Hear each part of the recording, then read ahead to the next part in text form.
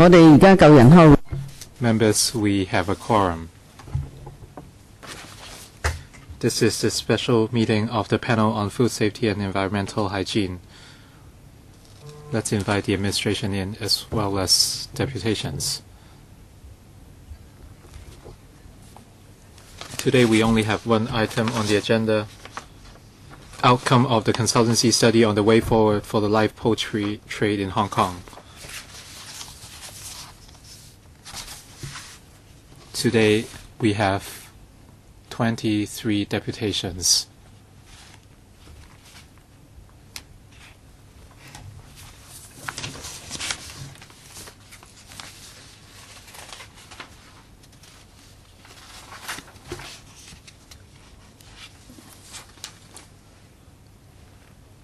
Can the Secretariat invite the administration and deputations in, please?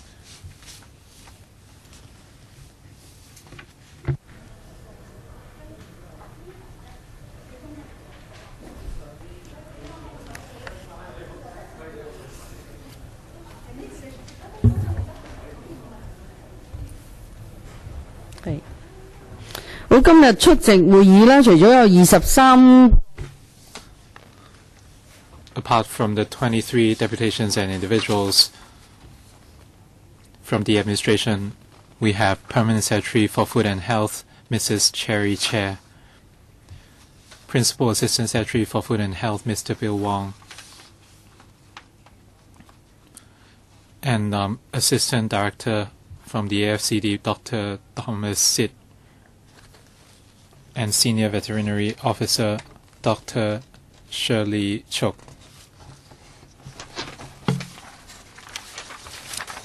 We also have Mr. Fok Peng Lam, Assistant Director from the FEHD,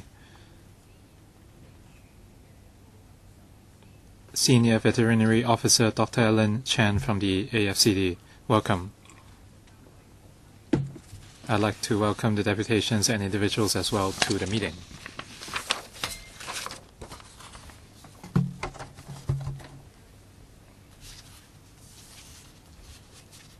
The meeting will last from 2:30 p.m. to 4:55, and we must conclude before that time. We will first invite deputations to speak.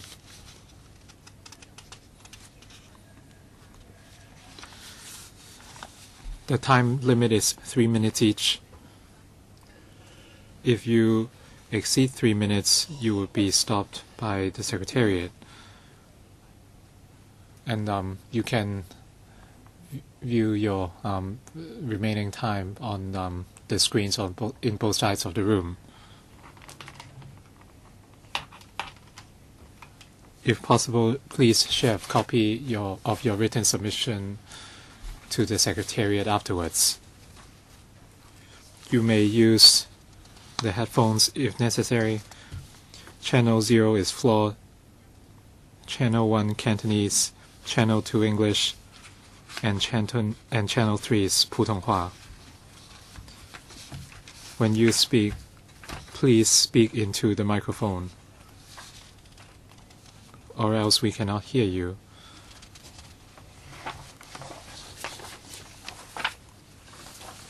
Please do not use mixed code when you speak, and or else there will be difficulties with the simultaneous interpretation.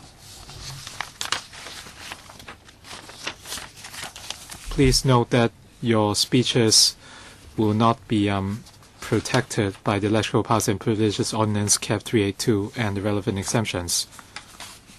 Similarly, your submissions would also not be protected by the ordinance.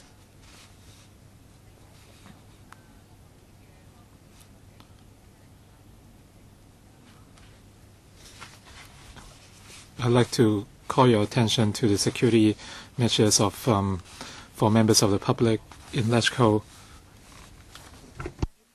I will first invite the deputations and individuals to speak, and you have 3 minutes each, and that would take about 1 hour.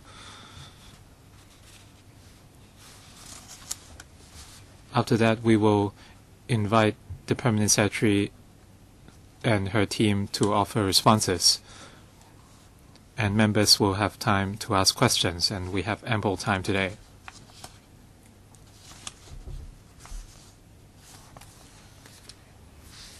First, from the DAB, Mr. Wu Chuk-him, you have 3 minutes. Thank you. I'm a vice spokesperson of the DAB. My name is Wu. I'd like to offer our views on the issue. Live chickens have always been popular with Hong Kong people, and it's part of our culture. And during special festivities, the demand is even higher. With stringent security or safety measures, the risk of avian flu outbreak has been low. So we welcome the government's policy, and we have the following recommendations for the trade. First of all, in terms of retail, the DAB suggests supporting the trade and divide humans and chickens in the 130 retail points. This way, we can improve the environmental hygiene at these retailers. And we propose introducing H7N9 vaccines as soon as possible, and implement biosafety and enhance resilience for chicken farms. And we also suggest conducting quick tests before chickens are sold from farms, and this way we can help improve the environment of the trade. And in terms of trade, well, in terms of the venue, near wholesale markets, if we only consider population growth, we might not be able to keep up with the demand. A more pragmatic solution is to improve biosafety at markets and enhance awareness among the public on avian flu. Wholesale markets should be allowed to survive in our communities. When identifying new sites, the scale of the markets cannot be smaller than existing wholesale markets, and more space should be allocated so that safety measures can be constantly enhanced. We believe that with the collaboration of the public, the trade, and the government, the live chicken trade can continue. Thank you. Next, Ms. Zhang Chut-yi from the Liberal Party. Thank you very much. I'm Zhang Chut-yi from the Liberal Party. Live poultry, according to the consultants' report, is that given that there is a strong preference by consumers for live chicken, and also we need to retain the local culinary culture, the preventive measures that Hong Kong has adopted are already the safest and the most stringent internationally. To ban the sale of live poultry would actually mean that Hong Kong people will no longer be able to enjoy the quality poultry that they like. According to the consultant's report, shouldn't we consider the fact that we now have very advanced technologies? In 2011, some traders are already supplying live chicken online. And also, with courier service, we can minimize the contact between the members of the public and live poultry, while at the same time we can continue to supply live chicken to satisfy the culinary needs of the Hong Kong people. The improvement measures proposed by the government, especially the proposal to relocate the wholesale market and segregating consumers from the poultry, is a matter of concern. The Liberal Party has reservations about relocating the live poultry market. If it is based on economic consideration, that is fine. But if you want to relocate the market just to minimize the risk for the members of the public, that is not acceptable, and it's not good, beneficial for both the wholesalers and the practitioners. The transportation costs will be increased, and the costs for the operators will also go up, thus adding to the burden. And it's very likely that they will not be able to survive, and they may have to close down the business. Segregating poultry from humans at the retail market level is also not tenable, because right now the market is the space in the market is very small, for the poultry vendors, if they need to segregate, it's not possible to segregate the consumers from the live poultry. If it were to be done, they will have to pay a very exorbitant cost. The Liberal Party hopes that we will resume the import of live chicken from the mainland as soon as possible. And on the question of live poultry being mixed with other minor poultry, we should defer to the FHT to explore how we can minimize the risks of avian flu being affecting the people of Hong Kong.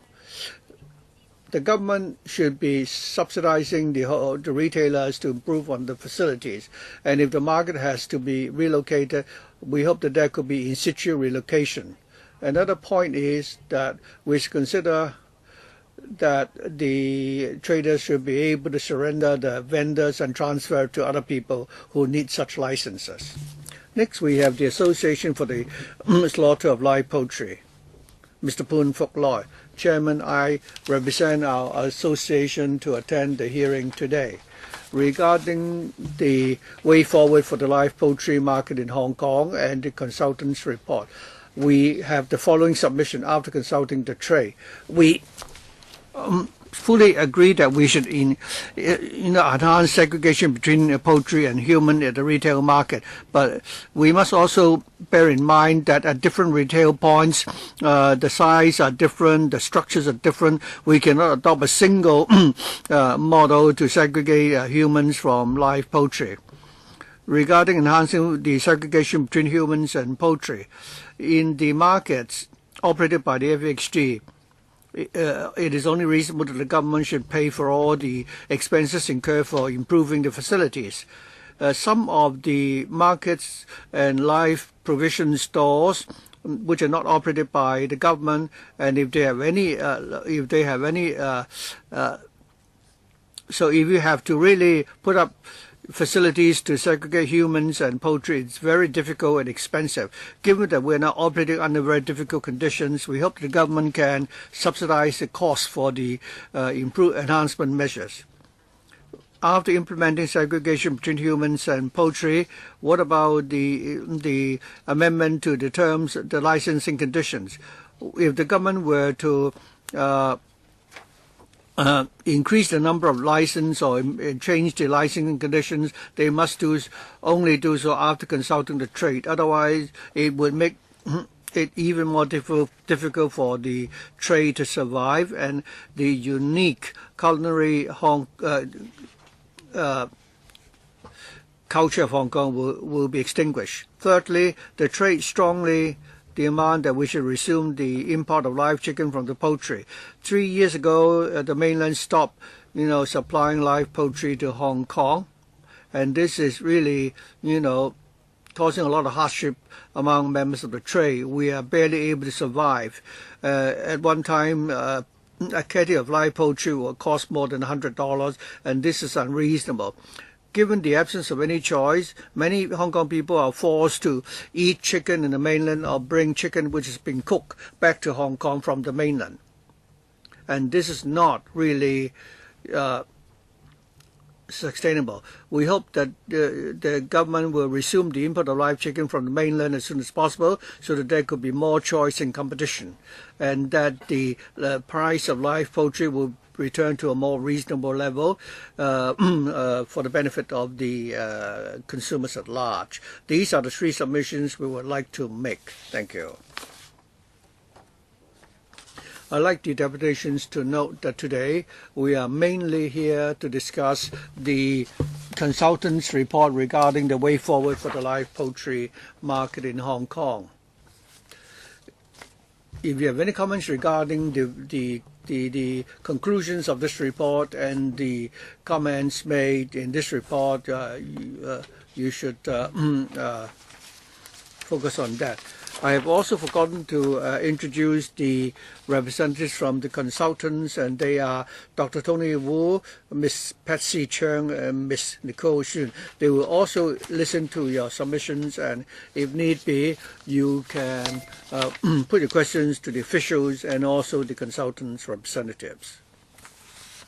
Next, we have Mr. Lin Tek Heng from the Association of Live Poultry Wholesalers. Thank you. Regarding the way forward for the live poultry market in Hong Kong, we have the following suggestions.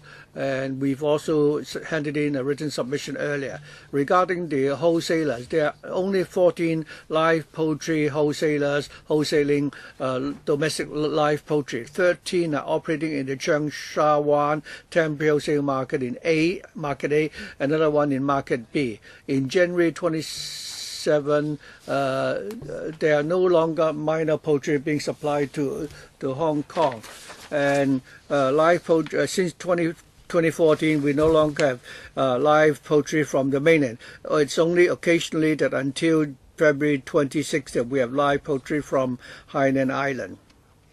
So, so in fact, right now, we no longer import any live poultry in Hong Kong. We fully agree with the proposals in the report. Our association also support the consultants' recommendations that we should continue to allow the wholesale of live poultry. We have the following suggestions regarding the report. Many members and the chairman suggested that we should relocate the wholesale market given that it's located in a crowded location. And we have two suggestions for the Bureau to consider.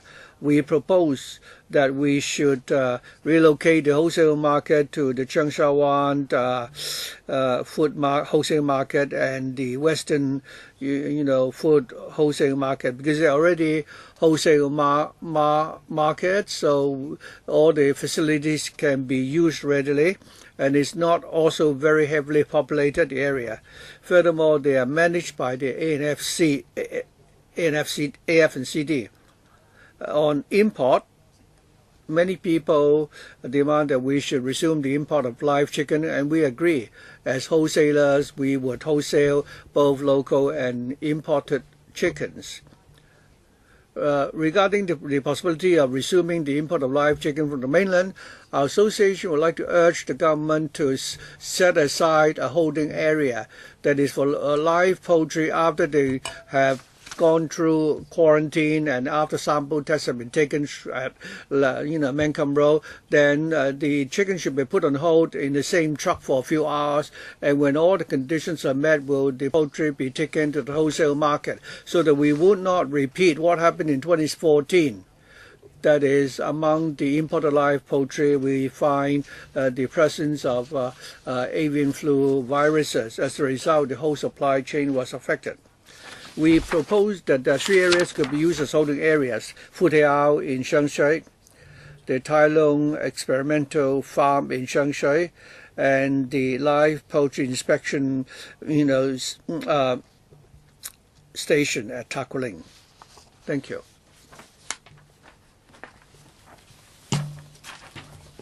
Next, Mr. Wong Chen Kao from the World's Poultry Science Association. Thank you very much. I have the following comments in respect of the consultants' report. First of all, I support the proposal that we should retain the wholesaling of live poultry in Hong Kong. For the last 20 years, we have proven that Hong Kong has the ability to actually produce healthy and quality live poultry. And healthy chicken will not transmit the AV virus to people, so people can have the confidence to buy live poultry. The people in Hong Kong have unjustified fear of avian flu. For the last 20 years, only 800 people have been affected by the avian flu virus, and for the pandemic influenza, about 4 to 5 million people have been affected. It's more than 10,000 times that of the avian flu. Many people, not very few people, are worried about the seasonal flu, but they, which affects several million people instead. What is more serious is that the fear of the avian flu and would result in people who dare not come into contact with poultry, and they also dare not study the veterinary science. And in this profession, there are many employment opportunities for young people, but young people simply will be deprived of such opportunities. I hope the government will rectify such misconceptions as soon as possible about the avian flu. And also, secondly, I'd like to propose that the government should subsidize the retailers to set up these segregation facilities to remove the odor, improve the market environment so that people are more willing to buy live poultry in the markets. Thirdly, I agree that we should affix a label on each live bird so that we can trace the origin of this live poultry, and fourthly, we suggest that the number of live poultry raised in local farms should be increased from 1.3 to 2 million.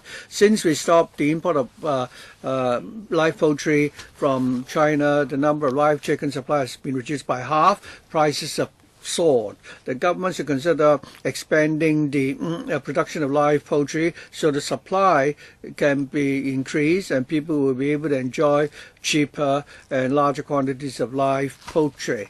And fifthly, I hope the government will introduce the H7 vaccine as soon as possible, because it's very effective in preventing the avian flu. H5N1 broke out in 1997 and we have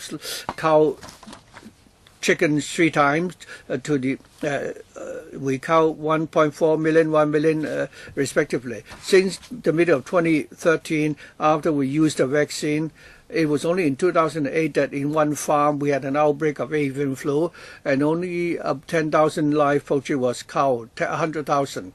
I hope that the government will introduce the H7 virus to help the farmers as soon as possible. Thank you, Mr. Chiu Yan Loi, representing the Labour Party. Thank you very much. When we look at the consultation paper, one can see that the government is not attaching too much importance to this policy. We don't even have a consultation paper published by the Bureau. All we have is the consultant's report. But the whole matter affects the livelihood of thousands of people in the trade. What we are discussing today is whether or not Hong Kong can retain the sale, continue to supply live poultry. If in the end we were to ban live poultry, all of us will have to look for other jobs or employment. For the government bureaucrats, if there's no supply of live poultry, there would not be any avian flu. And if there's live poultry, there would be the risk. But if you look at our society in the last 20 years, our industry has been smeared again and again as if live poultry is equal to avian flu. But if you look at the facts, back in since 2008, we have not had any local farm which had seen an outbreak of the avian flu. Starting from 2016, we no longer import live poultry. About 10 years ago, when we started to ban backyard rearing of poultry, it has been very effective in combating the outbreak of AI. But now, today, we still have to discuss whether or not we should continue to supply live poultry. Of course, the Labour Party will want the trade to be able to continue to serve the people of Hong Kong. The consultant in his report also made the important point that 47% of people in Hong Kong would like to enjoy live poultry. 43% do not want live poultry to be banned. So that is very clear. We are concerned that even if the government continues to sell live chickens, the quarantine guidelines would be made more stringent, and separation at retail points would be enhanced. We asked a number of chicken traders at markets. A lot of them are quite old. You are asking them to pay a few $100,000 or even more than $1 million in improving their facilities to satisfy government requirements. It's virtually impossible.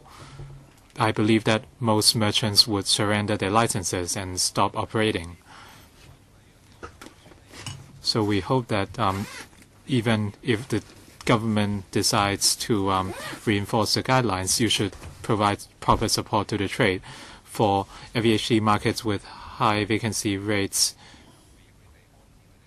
you should reprovision the sales there so that they can continue to sell live chickens.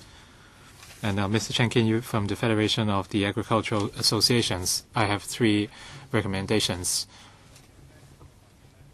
on the future development of the live chicken trade. We hope that the FEHD would amend the laws in order to reprovision existing farms. Very often, anti-developments would lead to incompatibility between chicken farms and surrender developments, and they are in danger of closing down. And the current law does not allow reprovisioning of the chicken farms. So we hope that legislative amendments can be made so that these poultry farms can be reprovisioned, and through enhancing biosecurity, they can adapt to the new requirements. The government should increase the number of chickens raised to 2 million so that prices would be more affordable and the chickens would be more popular with the public. And chicken farmers currently use H7N9 vaccines, and vaccines are the most effective tool. Next, from the Yunlong Farm Limited, Mr. Wong Yun Tai. Thank you.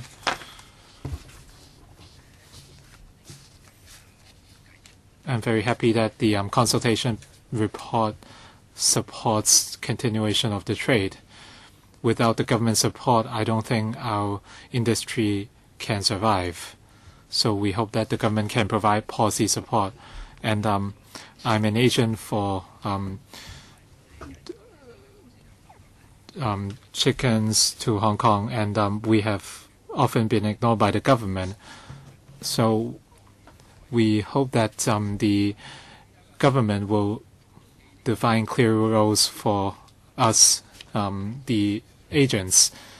And I think the FEHD realizes that, or AFCD realizes that a lot needs to be changed. For example, reprovisioning. This is a big problem for us. A farm was sealed off by the villagers, and as such, the supply to water and food was cut off, and they entered into a lawsuit. If they lose the case, they might be forced to close down. So I hope the government can change its policy. If any farm is affected or threatened, the government should help reprovision these farmers. Rural developments take place at a rapid speed, and we used to have a lot of abandoned land, but nowadays we have a lot of village houses. Without policy support, how can we live with each other in harmony? A lot of government sites are at greenbelt zones or rural areas. For the long-term development of our industry, if the government provides proper support to support our sustainable development, then the live chicken trade in Hong Kong will continue, and this is conducive to Hong Kong as a food paradise. Next, from Mr. Choi Tak Lee from the Chicken Trade Association. The government commissioned a consultancy study, and the conclusion is to retain Hong Kong's live poultry trade, including the selling of live poultry on a retail level. As representatives of the chickens trade, we support the report. However, there are still issues which the government needs to follow on. First of all, the introduction of vaccines. With the rising risks of the H7N9 virus, the consultancy report suggests the government to study the feasibility of introducing vaccines to local chicken farms. We support this point. In recent years, we have tried to ask the government to introduce the H7N9 avian flu vaccine, but to no effect. As you know, we have not seen any avian flu incidents in our farms in the last 10 years, and the main reason is that our farms have established one of the most comprehensive biosecurity systems in the world, and vaccination is an important element, and that's why the government should follow on the introduction of H7N9 vaccines. And the second issue is the relocation of farms. We hope that the industry can continue, but the current laws restrict reprovisioning of farms, and the current laws stipulate that the new venue of the farms must provide requirements. That's on the 3rd of February 2006. The farm must have kept poultry for at least 12 months in a row. The problem is that no farm in Hong Kong can satisfy both requirements. Since farms cannot be relocated, we face two consequences. One, the farms cannot continue to enhance the biosecurity levels due to various constraints, and two, when landlords decide to substantially increase rent or resume the land, farms will be forced to close down. And these problems have not been mentioned in the report, so we hope that the legislators can voice out for us and amend the outdated reprovisioning provisions as soon as possible so that our chicken trade can survive. Thank you very much. And Mr. Kwok Ming Chung from Vital Health Livestock Development Limited. Good afternoon. My name is Kwok. We engage in live chicken retail and wholesale.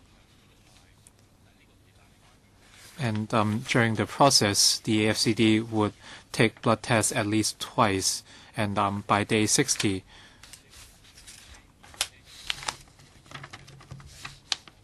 they will check the antibody levels of our chickens who have received H5N1 vaccines, and without enough antibodies, further tests might be carried out.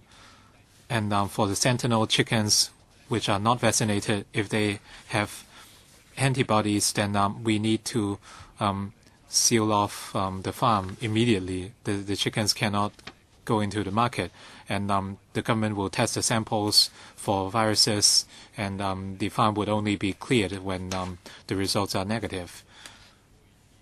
And we will conduct a PCR quick test every month to see whether our farms are contaminated with H5 or H7 viruses. We suggest that the PCR test would be extended to every batch of poultry before sale, and we support this recommendation. We suggest using this method instead of the existing blood tests, because the current blood tests are not very accurate, and very often sentinel chickens are found to be problematic, and our farms have to be suspended. So by switching to a quick test, we can know the results quickly, and the sale of our chickens would not be affected. And we can see whether the chickens are infected. If we replace blood tests with quick tests, we should we should scrap the system of having sentinel chickens altogether. The idea of having these chickens is to see whether our farm is contaminated. And the reason is that the chickens may carry the viruses. So sentinel chickens would die if they are infected, since they are not vaccinated. But even with healthy chickens, if they are infected, we can still see whether they carry the viruses. So this method can replace the sentinel chickens so that we can vaccinate all our chickens. This would provide better protection against avian flu. And we often concerned that the sentinel chickens might be contaminated at a wholesale or retail level. by cancelling this system, we can avoid such occurrences.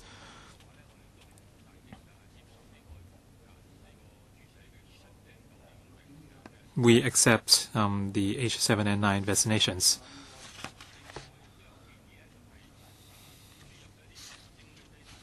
We also suggest importing fertilized eggs in place on chicks. Whenever there are issues, the import of chicks would stop, and this would affect our supply in Hong Kong. By importing fertilized eggs, this is a safer approach, and the risk would be much lower. I think your time's up. If you have more points to make, please provide them in writing. Thank you. Next, Mr. Chow Kwa Hong. My name is Chow Kwa Hong. I'm a holder of a fresh produce shop. And I'd like to explore the relationship between different stakeholders. First of all, along our retail chain, from mainland or Hong Kong farms to our wholesale market, to the retail points, we can directly sell our chickens to the public. And retail points are important because there is no other means to sell our imported chickens in mass. So retail points are the main venue for the public to buy live chickens.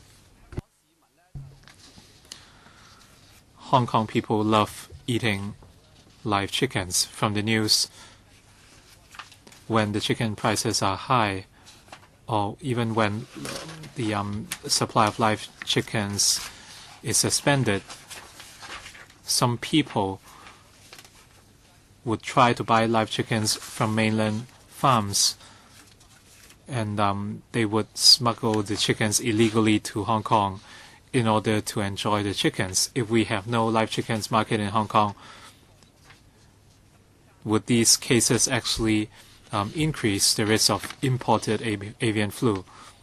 Hong Kong has had imported cases of avian flu but not exported cases, so retaining the live chickens trade would safeguard our environmental or food safety. So I hope that legislators would defend the live chickens trade and retail points in Hong Kong, so that we can continue our culture of consuming live chickens in Hong Kong. The trade would also like to know how the government plans to enhance biosecurity and the hygiene arrangements at retail points. I never received any information from the government or their plans. Can we actually achieve that? Like live provision stores, if we are to pay out of our own pockets, at least you should tell us what to do. Mr. Ng Wing Chung. And I'm a wholesaler at the Cheung Sha Wan temporary wholesale poultry market, or Market B, and I'm against reprovisioning the Cheung Sha Wan TWPM. I mainly supply live chicken from the mainland. In the last few years, there have been no risk, but if you ask me to relocate, I don't think there's any possibility of the public being exposed to any risk. On the 25th, the Bureau told us it's a commercial decision whether or not we should resume import. If you ask me to relocate, there is no justification for that. Could you instead, for the stakeholders who don't supply any live poultry at all, would you give us an alternative option? Next, Ms. Lee Kin Sun. Thank you. My name is Lee Kin Sun. Some people call me Mr. Pigeon. I've been raising pigeon for more than 30 years. My farm is now in Zhuhai. raising pigeon. I've been raising pigeon in Zhuhai for more than 20 years.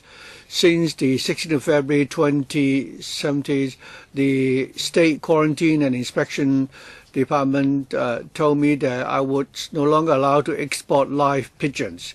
And even now, I'm not able to supply live pigeons to Hong Kong. I've operated in Zhuhai for so long. I am the only Hong Kong person raising pigeons now over in Zhuhai. I've been in the trade for so long, and nothing has there had never been anything wrong with our pigeon farm over the years. The export of pigeon to Hong Kong is now stopped, and we are, finding it very difficult to survive. Things are very difficult for us. I think we've done such a good job over the last 20 years. There have not been any single incident or any outbreak of avian flu. We don't understand why the state quarantine department did not allow us to export pigeons to Hong Kong. I feel that our Secretary, Dr. Cohen Man, and the government officials do not really have any trust in the quarantine and inspection system, and they don't trust us at all. As a result, we're not allowed to export pigeons to Hong Kong, and we're not able to continue with our business. The consultant report has not looked into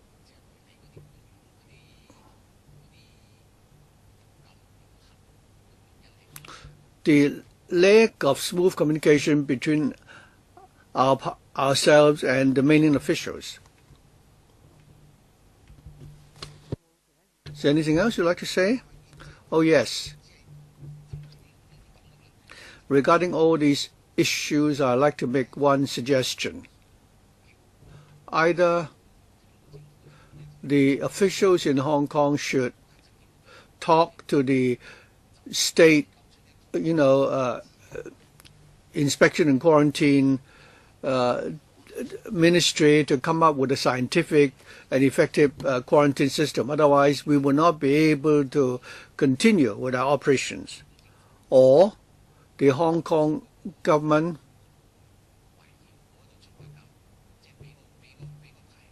would issue me with a license, and then I can relocate my pigeon farm from the mainland back to Hong Kong.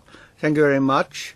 Your time is also up, but I'd like to clarify one point. I've heard you making several points regarding the export of pigeons from the mainland to Hong Kong, and not just pigeons but live poultry. It's not that the Hong Kong government is not allowing them to export live poultry to Hong Kong.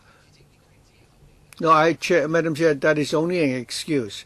Well, this is what I know, but the officials can further explain. As to why we don't have any live pigeon or poultry or chicken from the mainland, it's because it's the decision of the quarantine department in the mainland. It is for their own reasons that they are banning the export of their poultry to Hong Kong. That's wrong. From what we have heard, it is the Hong Kong SAR government officials who are reluctant to talk to the Inspection and Quarantine Ministry in the mainland to talk about the issue. Okay, but as far as I know, it's not our policy in Hong Kong to ban the import of live poultry from the mainland. You are suggesting that our officials are not hardworking enough to talk to the officials in the mainland. I'm sure they will answer that question in a while. But let's hear the other deputations first. Mr. Chairman Ming Tuen, Chairman of the Hong Kong Live Poultry Wholesale Association. Thank you. The consultant's report clearly suggests that since 2014, there have been 2 incidents in Tuen Mun and in another district. Other than those 2 incidents, the live poultry from the mainland are safe and nothing to do with those outbreaks. During those two outbreaks, the live poultry from the mainland which found to problematic were not supplied to the market. The consultant reports that there is no sufficient justification or reasons to prove that the live poultry from the mainland has higher risk compared with local live poultry. Although we have instances of avian flu outbreak in the mainland, but they don't happen on farms supplying live poultry to Hong Kong.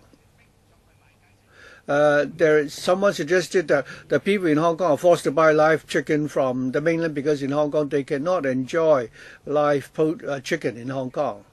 In order to further enhance food safety in Hong Kong and to also ensure that the poultry farms in Hong Kong and the mainland will not affect each other, the Guangdong authorities laid down 4 conditions. And failure. If you satisfy all these conditions, then live chicken can be allowed to be exported to Hong Kong. First of all, in Tackling, we should set up a quarantine station, but we do not. They are not used to inspect live poultry to the mainland, so they're saying that there should be another quarantine station in Hong Kong. If we could do that, they will release live chicken and allow them to be exported to Hong Kong again. If the government of Hong Kong can give them any good suggestion or reason, they will release, they allow the export of live poultry to Hong Kong immediately. So the many authorities and the Hong government are not really communicating well. They say that within a distance of 3 kilometers, we can set up a quarantine station. That is a common aspiration, but the government is reluctant to do that.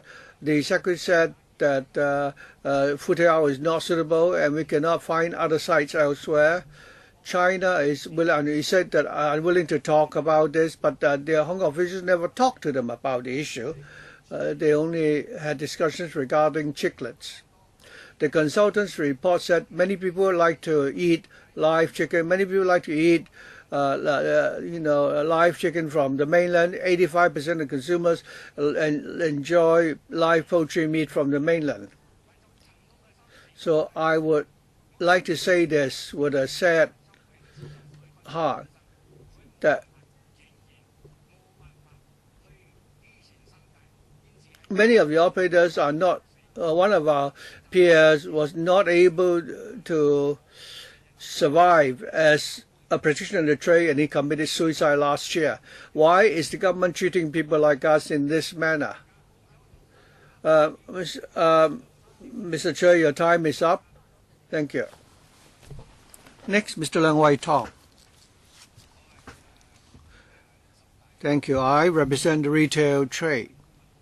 The consultant's report suggested that we should retain the sale of live poultry in Hong Kong and that there is no need to ban the import of live poultry from the mainland.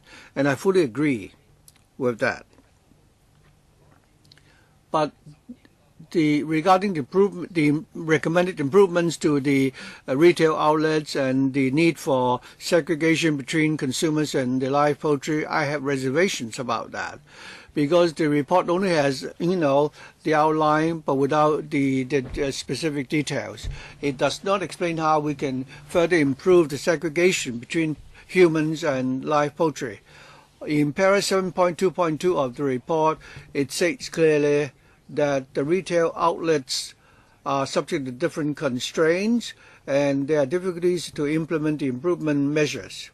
The report also said that at the retail outlets, there are segregation facilities of different sizes, so it's difficult to implement. Furthermore, at the retail outlets at the moment, we already have segregation facilities in place. This is according to the guideline of the FHD. The guideline said that the segregation must be that where the poultry pages facing the corridor, we should attach a transparent plastic sheet to further segregate the poultry from the consumers. and we fully comply with that requirement. And we also clean our cages every day, and that measure has been proven to be effective. And up to now, no one in Hong Kong has been affected by the outbreak of avian flu in Hong Kong. This is because we clean the cages every day. No live poultry will stay overnight at the retail outlets, and the possibility of the virus, breeding there is minimal. Also, at the retail points, the live poultry that we sell has been, examined by the AFCD and considered safe before the wholesalers will transport them to us for sale. Given such biosecurity measures, what else do we need to do to further segregate the poultry from the humans? At our retail outlets, on average, we are not able to sell 100 birds because our local farms only supply 14,000 chicken a day. We have 130 retailers, and each store will be allocated not even less than 100 birds. So how can we make ends meet? So I hope the government will really come up with a good arrangement. Now that the government has this proposal to segregate live poultry from consumers, I hope the government will, in this respect, come up with a system. And where these measures cannot be implemented, how can the government help? What other arrangements are there? Next, Mr. Ma Ping Lung from the Union of Poultry Traders. Since 2008, the FEHD required the 130-odd retailers to segregate humans from poultry, and we also need to clean our cages every day. During these 9 years, the public has been exposed to zero risk, and we have also been commended by neighboring countries for our quarantine measures. And it also proves that our quarantine measures have been very effective and successful. So the segregation of humans from poultry and cleaning the cages daily has been effective in combating any outbreak of the avian influenza. But we do not object to further proposals to segregate humans from poultry, so long as the government believes that this is good for the health of the people of Hong Kong. We're willing to cooperate, so long as it can help safeguard the health of the people. For poultry retail outlets, there are three categories. First of all, those who operate in markets managed by the FHD. These markets have been built in the 1980s. They are 30 years old already. They are rather old and dilapidated. I hope the government will build or redevelop these markets in order to further enhance the segregation between humans and poultry, so that our practitioners can continue with the trade. And secondly, the markets managed by the Link REIT and private markets. Over the last 10 years, many of these markets have been redeveloped. And because they have been redeveloped, should they adopt these further enhancements to segregate humans from poultry, I'm sure it will be difficult. And if they cannot comply with these requirements, I think you should allow them to operate in markets operated by the FHD. And if the traders cannot or is not able to comply, I hope they will be allowed to operate in markets managed by the FHD. 做呢個優化嘅 During the improvement, I hope the government can pay attention to our three requests. Each FEHD market should have 1 or 2 live chicken selling points. And those markets tend to have lower vacancy rates. So from a business point of view, each FEHD market should have at least 1 to 2 retail points. we hope and our preference is to reprovision in situ. And after a few generations, we are very close to the neighborhood, and the senior ladies or gentlemen would happily buy chicken meat from us. So we request in situ reprovisioning. Whenever there are changes, since some of our traders are rather old, or that they have health or affordability issues, they might not be able to work anymore. Hopefully the government can provide actual support to our traders, for example, by allowing transfers of licenses, etc. Your time's up. You can send in written submissions if required. Mr. Wong Hong Yan. Good afternoon. I think Mr. Choi Tek Lei has said everything I wanted to say, so I have nothing to add. Mr. Choi Tek Lei has said what I wanted to say. Mr. Lau Yao Chek. Good afternoon. I'm from the Anti-Chicken Traders Association.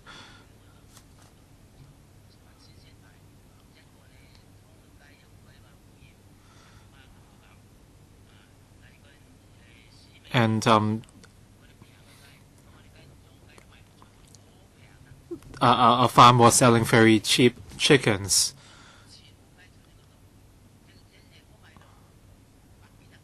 We have more than 100 chickens. So can we be allowed to slaughter the chickens and then sell them? We cannot sell our farm chickens. So that's my suggestion. And the consultancy should consider the issue. You said it's not possible, but Taiwan is doing it. All right, next, Mr. Lee Leung Kei. Chairman, members, officials, my name is Lee Leung Kei.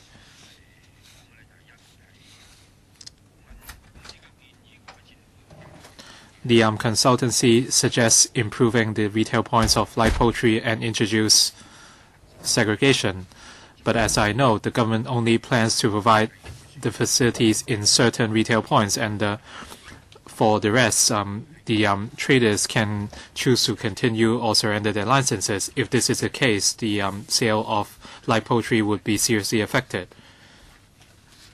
After 2 rounds of voluntary surrender schemes in 2006 and 2008, the distribution of retail outlets in Hong Kong has been extremely uneven, and this affects the sales of live poultry. And due to bad sales, we sometimes face stocks of chickens. So when the government considers introducing any program that might affect market sales, they must consider arrangements for the farms as well. The consultancy also pointed out space restrictions, technical or commercial reasons, and they feel that farm slaughtering or centralized slaughtering are both not viable. However, this is something worth thinking. Centralized slaughtering might not be viable, but we should look into farm slaughtering further. At an earlier advisory committee on the poultry trade, we suggest the government to adopt the small-scale farm slaughtering adopted in Taiwan. And they should be regulated by the government. So this is something we suggested to the government already. However, there was no endorsement by academics or experts, so the government chose to forget about it, and it has been more than 2 years. After the import of chicks has stopped for a few months, when the chicks resume, the import of chicks resume, then our farmers would raise more chickens. The retailers say that the supply is not enough, so we are trying to supply more. And is that really the case? And our prices have been pushed down to about $14 per catty, but the chickens are retailing at more than $60 per catty. The government should consider that. With a lot of open competition, the government should give the farmers a chance. From the City University of Hong Kong School of Veterinary Medicine, Professor Dirk Weiser. I'm a veterinarian and I'm chair professor for One Health at City University. I would like to make a couple of points, and the first one is I really enjoyed reading the report. I think it provides a very useful overview over the poultry food system in Hong Kong, and it includes some very valuable background information. What I would like to say is that it also provides the basis for a scientific risk assessment, which could be done in a qualitative or quantitative way. And I have been involved with performing such risk assessments for the European Food Safety Authority, and I've trained veterinarians in mainland China and also in Singapore and in other parts of the world to produce those risk assessments, because they provide the decision makers with a more transparent way of deciding on what risk management measures to take.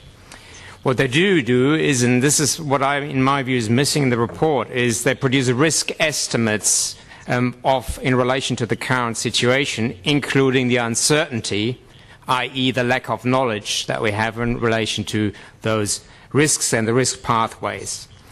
If I do that and I then consider different risk management options, I should do that, taking into account how much of a reduction in risk they will actually cause. So this is the one aspect of my comment. The other one is specifically in relation to the telephone survey. I think it provides useful information, but it has one weakness, and that I do not, as a reader, I cannot know whether those 1,000 people represent the population of Hong Kong. So I think these 47% should not be used. They may well be true, but I don't think with the information provided currently in the report we can actually assess whether they are representative of the people of Hong Kong. The other point is about the stakeholder views. I think a similar situation is important, and stakeholders are always biased, and that's okay, but I as a reader need to know what position they are likely to represent, so a little bit more clarity in relation to what they represent. I think there's some information there, but in my view not sufficient. The other aspect is the separation between risk assessment and risk management. In the report currently, both are somewhat mixed, if one can call one part a risk assessment. And I think that makes this discussion that we're having at the moment very difficult, because people throwing different risk management options into the room, and then it's a matter of opinion to decide which ones are acceptable and which ones are not. Let me finish making a comment, and I agree with people in the room who've said this. AFCD, in my view, and I mean that, and I have nothing to lose to say one way or the other. AFCD has done a tremendous job at protecting the population of Hong Kong from avian influenza, as well as other zoonotic diseases. So the system is working really well, and I commend them for that. But I would also say there is no zero risk. You will not be able to have a situation where there's no risk at all. Thank you very much. Okay, thank you, Dr. Pfeiffer. Thank you very much. Next, from the Federation of Hong Kong Kowloon Anti-Hawker Associations, Mr. Lam Fok Chun. Good afternoon. I represent the Federation of the Hong Kong Kowloon New Territories Hawker Association. I'm the Vice Chairman. The report on the live poultry trade is positive. Hong Kong is a Chinese society, and we love live poultry, especially during festivities. Live chickens are very popular. The government has a stringent safeguarding regime on live poultry, and the public is very confident in the government's surveillance regime. And as traders, we hope that live poultry would be sold at markets. We have 131 stalls at the moment. With live poultry, the markets tend to be more popular, apart from retaining existing stalls.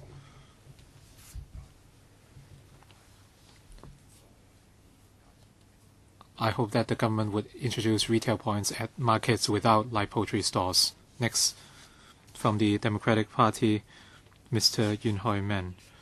Thank you. I'm Yun Hoi Men from the Democratic Party. I'm also a Sham Shui Po District Councillor. There's one point I do not understand with the consultancy study, and we have discussed this at the District Council multiple times, and there have been delays with the government, and eventually we see this report. For the Changsha Wan temporary wholesale poultry market, there's no timeline on the reprovisioning arrangements.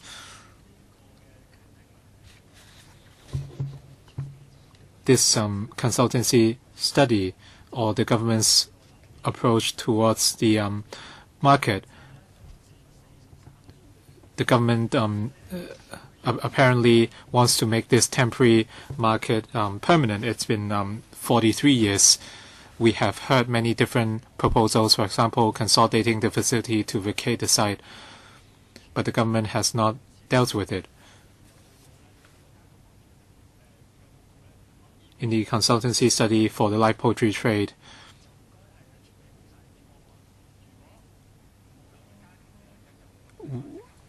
if live poultry would be curbed, then we can vacate the market. But if we are to retain the trade, you should look at all technical issues and begin work as soon as possible. But we have not seen any clear timeline to specify what you will do with the Changsha Wan wholesale market. We have asked the Planning Department, LCSD, on how they want to deal with this site. They all said that they would wait until the FHB or FEHD surrender the site. However, the FHB and FEHD have been procrastinating on the matter. This is not a recreational site, but due to different reasons, such as residential developments, the sites have been swapped. Sham Shui Po residents enjoy the least open space of all districts in Hong Kong. So the planning department cannot pursue further work. That's why we have been asking for a clear timeline, and so that you can facilitate work from other departments. Now you are procrastinating, and other departments cannot go to work. So public hygiene is important, but you should also give justice to residents in Changsha Wan and Sham Shui Po. So all deputations in attendance have spoken. I would now first invite Mrs. Cherry Chair, Permanent Secretary for Food and Health, and her team to offer a consultative response to the deputations and individuals. After that, I'll open up the floor to questions from members. Please raise your hands if you have questions after that. First of all, I'd like to thank the Chair and the members for allowing us this opportunity to come here to listen to the views of the public and the trade. First of all, our friend from the Labour Department says the government is not really respecting them. I think there's some misunderstanding here. When the panel met on the 11th of April, the government already submitted a paper which also explained about the consultant's report. But the government did not say categorically what are our position in respect of these recommendations.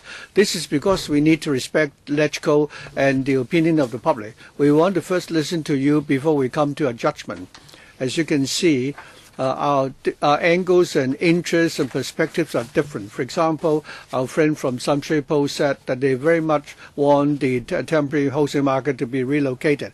But many friends from the trade objected to that. So I think one can see here that, first of all, we must position ourselves. If we want to continue to allow the sale of live poultry, then all the biosecurity measures are things that we need to think about. But if you say that you don't mind, banning the sale of live poultry, then it's something else. But apparently today I have heard our friends from the trade that they prefer to allow the keeping and the wholesaling and the sale of live poultry in Hong Kong. Now, if I may now overall respond to all those views. First of all, I agree with Professor Pfeiffer. That is, for the rearing, the wholesaling and the sale of live poultry, we can't say that there is zero risk. If we accept that we should continue to maintain our culinary nature, then whether it's the government, the public, or the trade will have to bear some risk. And in order to minimize the risk of any outbreak of avian flu, we have to pay a price, and such a price may incur human and other resources and costs. And if people were to breach the law, there should be penalties. Because we're talking about public health, and avian flu is a highly risky, disease threatening the lives of the people. Someone suggested earlier about the segregation facilities between humans and chickens. And one deputation, the third deputation, Mr. Poon Fook Loy, said if we continue to allow the sale of live poultry in Hong Kong, the position of the government is similar to that of Mr. Poon. That is, we will not adopt a single model. We understand that at different retail outlets, they have their own unique characteristics and background. If we continue to allow the sale of live poultry in Hong Kong, we will adopt an outcome-oriented approach. That is, so long as we can segregate the consumers, the humans, from live poultry in order to minimize the outbreak of AI, we will use that as a starting point. So you can therefore rest assured about that. Someone talk about the need for support and subsidies by the government. Now, before we can clearly position ourselves and decide whether or not we allow the sale of live poultry, and also before we consider what we should do in terms of segregation, it's too early to make any decision. Someone said that the market is operated by the FEHD. There are already guidelines in place. And I think it's deputation number 17, Mr. Ma, who made this point. It's true that we have the guidelines in place, but myself at least will visit the markets, once or twice every week, and Mr. Leung Yiu Chung can vouch for that. I can tell you that guidelines aside, we do implement them very stringently. And sometimes when I see anything wrong, I'll take photos for my colleagues in the FCH to follow up. Having heard the submissions, and after the conclusion of the consultation period, if we decide to continue to allow the sale of live poultry, we will review once again our rules and regulations, because over the last year or two there have been serious outbreaks of AI. Next, some deputations talked about the H7 vaccine and the relocation of poultry farms. Even though the public consultation is ongoing, but in order to protect the health of the people of Hong Kong, we have, I think, with the leadership of the AFCD, we are already trying to register the H7 vaccine in Hong Kong. But you all know that the registration of any vaccine is subject to regulations. It will take some time. After the registration process is completed, we will consider to introduce the import of the vaccine ASAP, because that can help protect both the consumers and the poultry. Someone talked about also the relocation of the chicken farms. In principle, we are not against the relocation and consolidation of the poultry farms on condition that the biosecurity measures and the environmental issues are taken care of.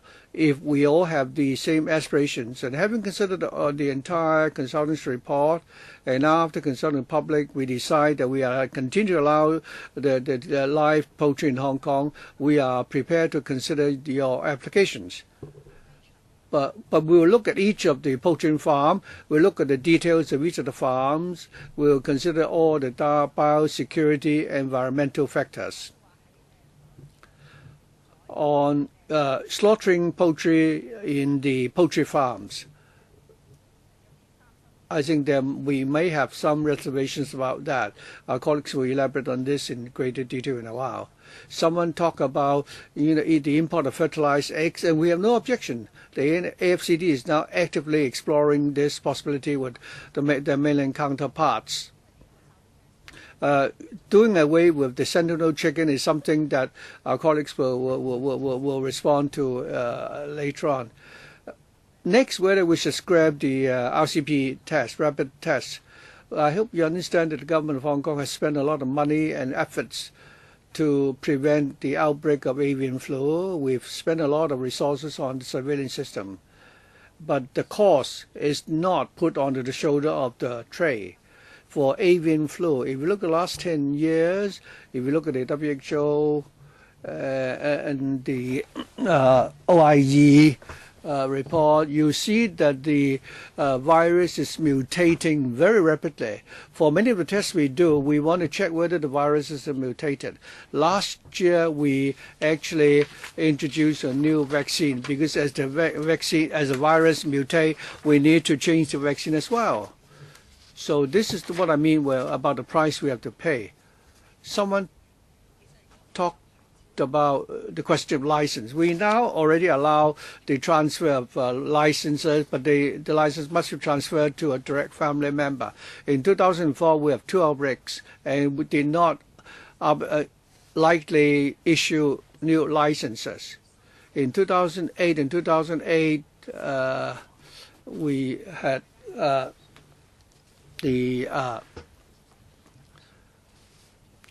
taken back some of the licenses, but this time we do not intend to take back some licenses.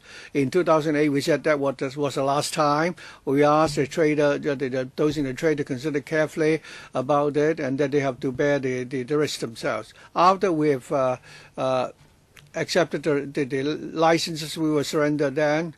Someone suggested that the retail outlets are unevenly distributed. Of course, that's the case. We don't set a quota that there should be one outlet in each market. So we allow people to freely decide whether they want to surrender the license to the government back then. And because of that, the distribution of retail outlets are uneven among different markets. Let me also clarify a few more points. First of all, reference was made to the question of the import of live poultry from the mainland. As far as the Hong Kong government is concerned, we have not changed our established quarantine system for the import of live poultry. But we understand that the authorities in the mainland, having considered the risks regarding the outbreak of AI in the mainland, for those registered farms supplying live poultry to Hong Kong, they have enhanced the risk management measures. This is a decision by the mainland authorities to ban export to Hong Kong. It's not our decision. The same consideration also applies to minor poultry, including pigeon. So the initiative doesn't rest with Hong Kong. 2 deputations asked whether Hong Kong officials are reluctant to communicate with mainland officials, and that is not true. During the past year, I myself had liaised with mainland officials regarding food safety. There had at least be 6 or 7 occasions. And Dr. Sid also traveled to the mainland frequently to talk to mainland officials about, poultry safety and so on. Some deputations also mentioned, ask whether we have any pre-established position or whether we are procrastinating, we don't want to relocate away from some people. That is not true. We understand that the AFCD and the FHD are part of the SAR government. We will look at the global picture. We understand that the site in Sam Shui Po, with the passage of time, has become part of the urban area. When the wholesale market site was given to us many years ago, Sam Shui Po was a remote area. So we've already told the Development Bureau that if they could give us a site which is easily accessible, which have no adverse impact on the live poultry trade and can satisfy the transport and biosecurity requirements, we will consider to relocate. But we haven't done that yet because the site has yet to be identified. And if we will only want to ensure that the wholesale market can continue to operate before we move out of Sam Shui Po. Without an alternative market available yet, we therefore cannot relocate for the time being. So I hope the residents of Sam Shui Po will understand. I believe I've answered all the questions, but Dr. Sid, I would like to invite him to supplement on the other 3 points. There was a question about the number of live poultry raised in Hong Kong from 1.3 to 2 million. Could you also respond to that? Thank you for the reminder. Like the taking back of the surrenders, we need to contain the risk, whether it's the number of farms or the number of retail outlets or the number of chickens to be raised in Hong Kong. We have no plans to change that for the time being. Perhaps Mr. Sid can further elaborate. Thank you. Some deputations mentioned that the outbreak of AI is less frequent than neighboring areas. This is because the trade, including the farms, the retailers and the wholesalers, have done a good job, and that is why in the last 20 years we have not had a single case of contamination of the AI in Hong Kong. Let me also answer some of the technical questions, including the importation of H7 vaccines. Since 2014, when there was the first outbreak of the H7 AI, we have actively followed up on that. In 2015, we worked together with the Hong Kong University on testing on the H7 virus, and we found that the vaccine was effective in combating the virus. Immediately, we conducted research with the producers in the mainland to see whether in Hong Kong we can try to use the vaccine. In China, if they want to introduce the H7 vaccine in China, they would need to consider that carefully. So therefore, the vaccine is not yet registered in the mainland. But we are still in constant dialogue with the manufacturer. We have obtained the relevant data, and now we are working with the Department of Health to register the vaccine. If that procedure were completed, we hope that in Hong Kong we will be able to import the vaccine in order to enhance the protection. Some friend from the trade asked whether we can import fertilized eggs. Over the last 2 or 3 years, we've heard similar aspirations from the trade, and we have talked to the authorities in the mainland about whether this is possible. And the response we got has been positive. In the next few months, we will actively follow up on the import of fertilized eggs to replace chicklets. I believe that fertilized eggs will be subject to new quarantine requirements. So please give some time so that we can liaise with the Millennium authorities to see whether we can reach an agreement. 龍友咧提到，如果顧問報告提到咧用快速測試咧。 Some deputations or farmers said that they asked whether quick tests can replace our current system of using sentinel chickens.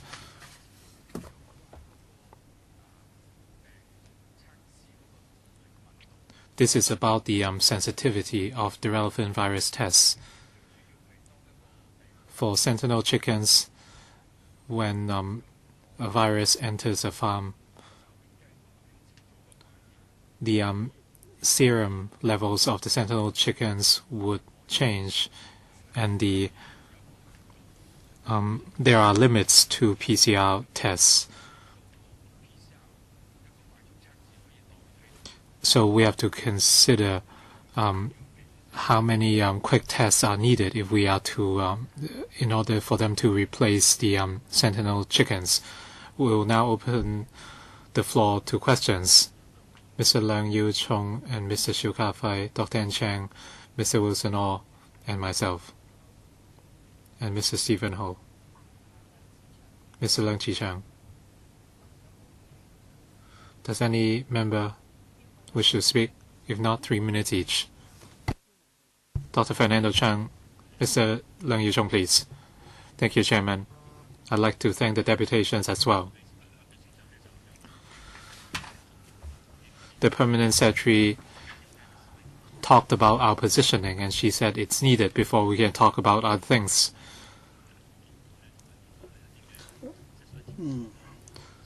From what the deputation said, I think the positioning for the trade and of the trade and the people is that we should persist with the supply of live chickens.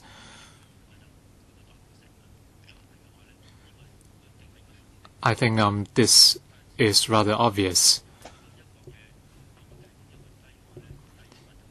If we are to continue with the supply of live chickens, we must consider how we can ensure the survival of the trade.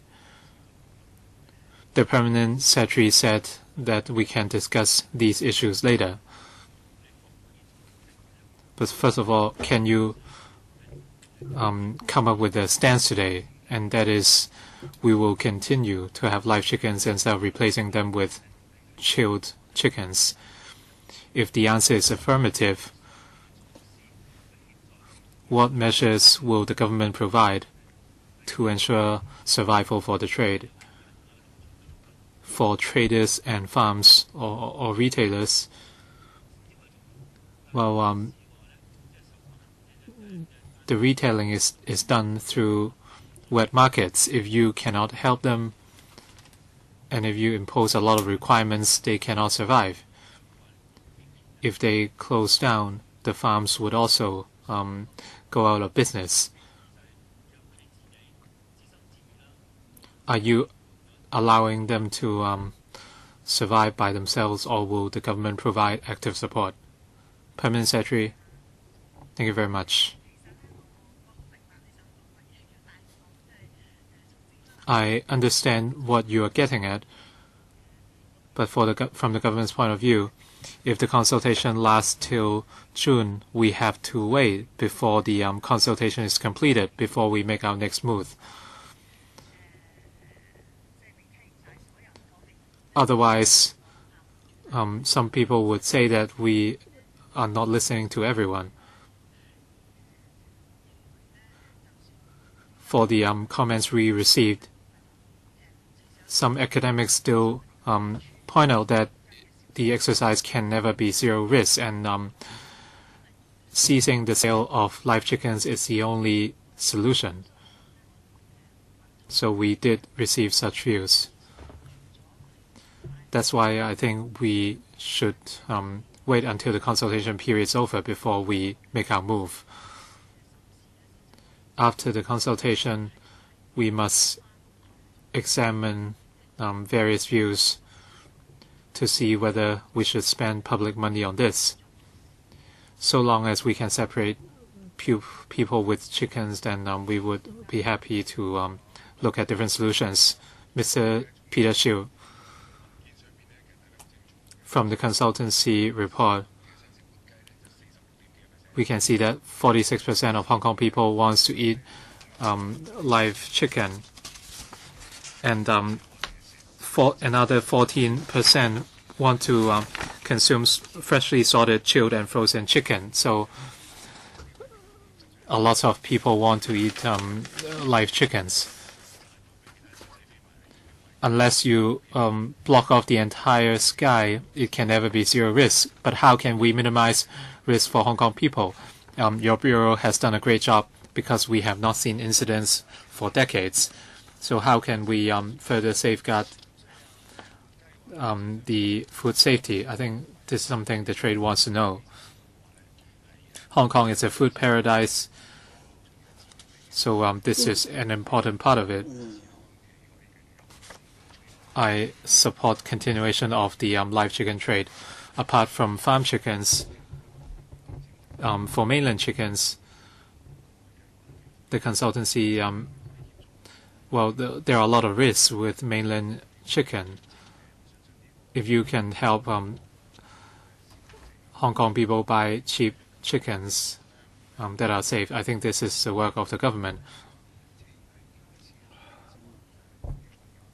For wet markets, you want to enhance segregation between humans and chickens. And since 2006, there have not been any incident. In other words, your current separation is working. As deputations have said, there have not been any outbreaks. Of course, you can further enhance the facilities by working on fans or ventilation, etc. Well, all this takes money. Some traders cannot even sell 100 chickens per day. So how can, what should they do? We consume 7,000 people with a population of 7 million, but Macau consumes 10,000 people despite having a smaller population. I think we should look at the situation. You talked about separating humans and chickens. Would the government provide subsidies? And for older traders, they might want to retire or they might want to give up. Would the government offer any compensation for specific traders so that they can join another industry or retire? Permanent Secretary, thank you. I've already addressed the question to Mr. Leung Yu-shung, so I won't repeat myself. As for incidents at retail points and segregation of humans and chickens are only one of our surveillance measures.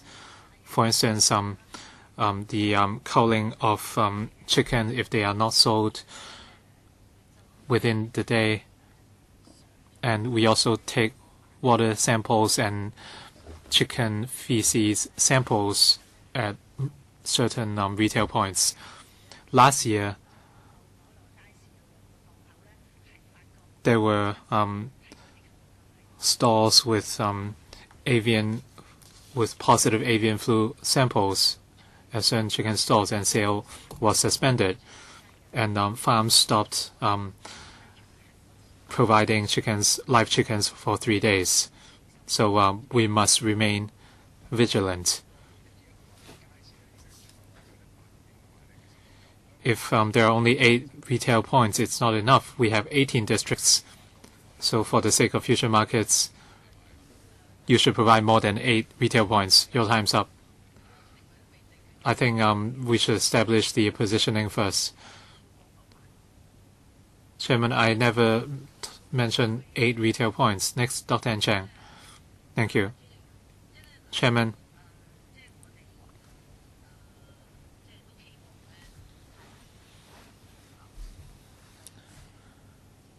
we hope that the sale of live chickens can continue.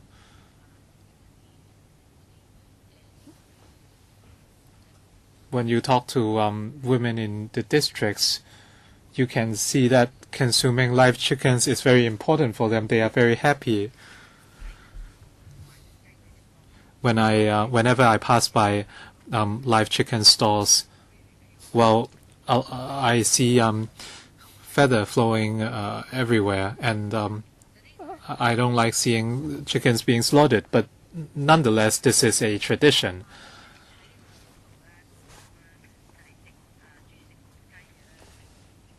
And as the study pointed out, the majority of the people prefer eating live chickens, and there is a demand. That's why we should not change this so rashly, unless there's clear evidence that the younger generation does not care. But as of now, a lot of people still like eating live chickens. As for avian flu, as the Permanent Secretary said, the government is doing a very good job. Since the first avian flu incident in 1997, Hong Kong has not seen another incident of human-borne H5 or H7 avian flu incident. So that shows that the government has done a good job. So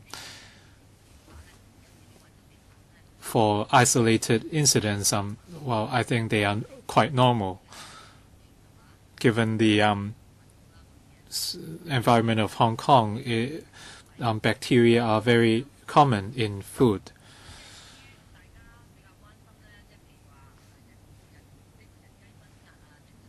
There are concerns about segregation between humans and chickens. Once in a Thai Kok Choy market, I saw segregation between humans and chickens. So customers can choose the chickens through a glass panel. So it was the first time I stopped in front of a chicken stall, so I looked at different types of chickens. So I found it fascinating. So I think this is a good measure that should be practiced at every wet market. In terms of cost, the government should pay. Well, your time's up. Second round, please.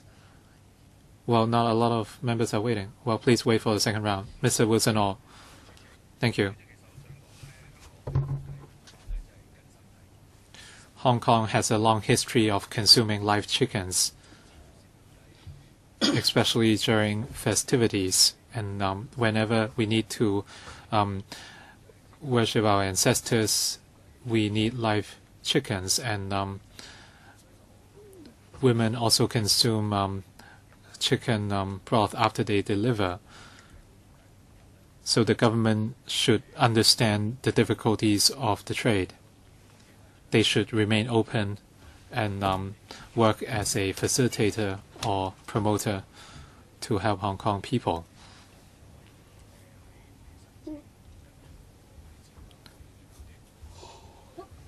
For license renewals, traders often talk to us about their situation. And a trader needs to, well, the traders need to spend a lot of effort on the licenses. Can the government actually provide more flexibility to provide one-stop license renewals for traders? You prescribe a lot of conditions. It's hard to ask retailers to fulfill them. Can you be more flexible and provide one-stop services to retailers? This way, they can secure licenses based on the government's requirements. But now traders have to sort it out for themselves. In terms of supporting the trade, I think you are actually going backwards.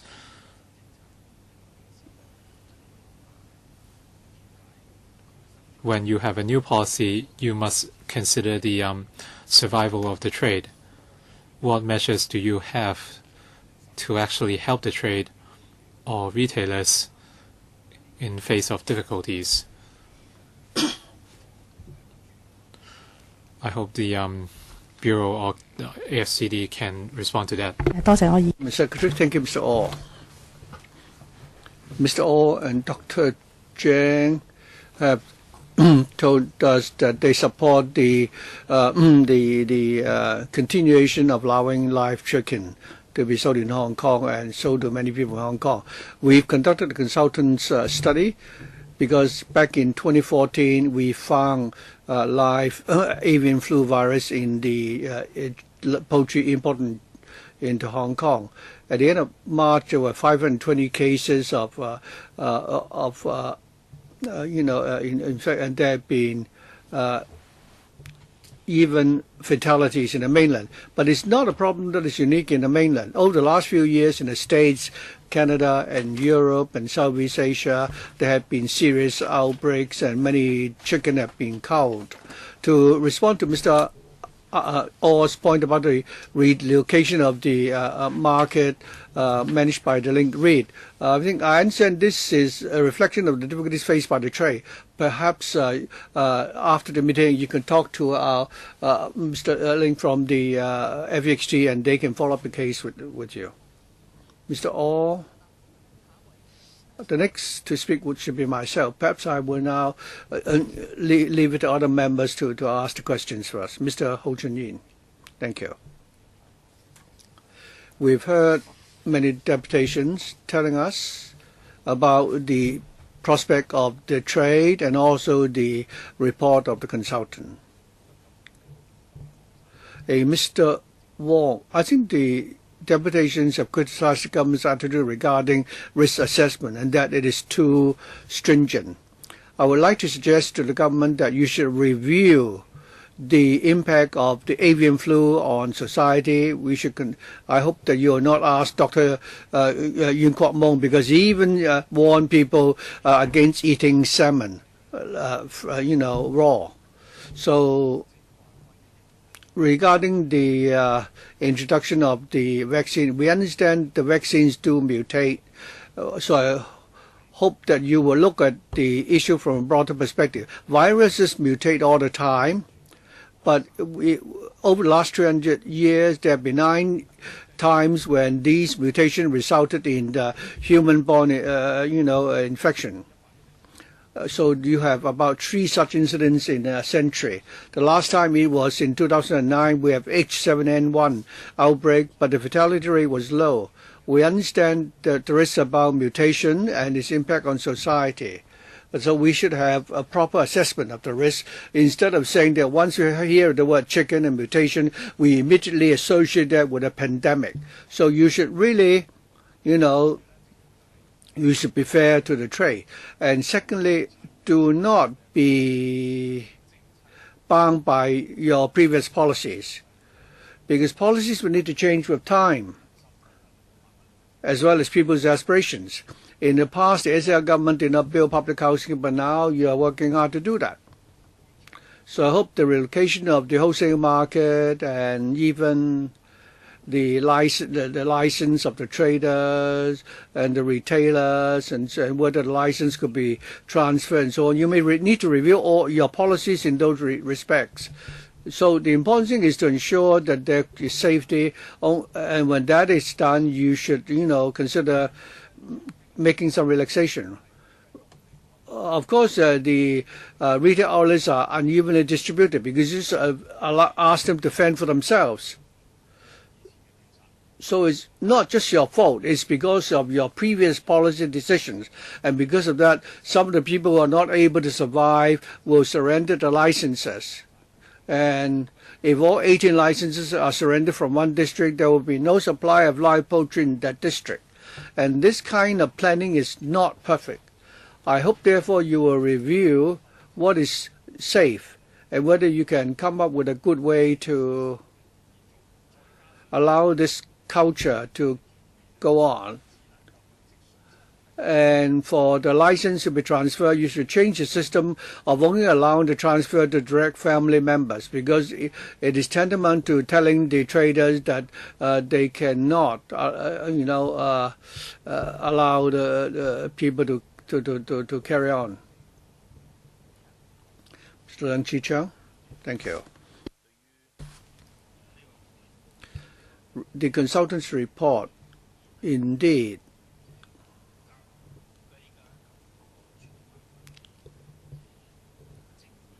has said it's positive about the operation of the live poultry trade. And for the people of Hong Kong who like to eat fresh chicken meat, of course, this is good news. As to whether or not this is good news for the trade, having heard the deputations, I have some concerns. I wonder whether the government will adopt one approach and the consultants recommend another.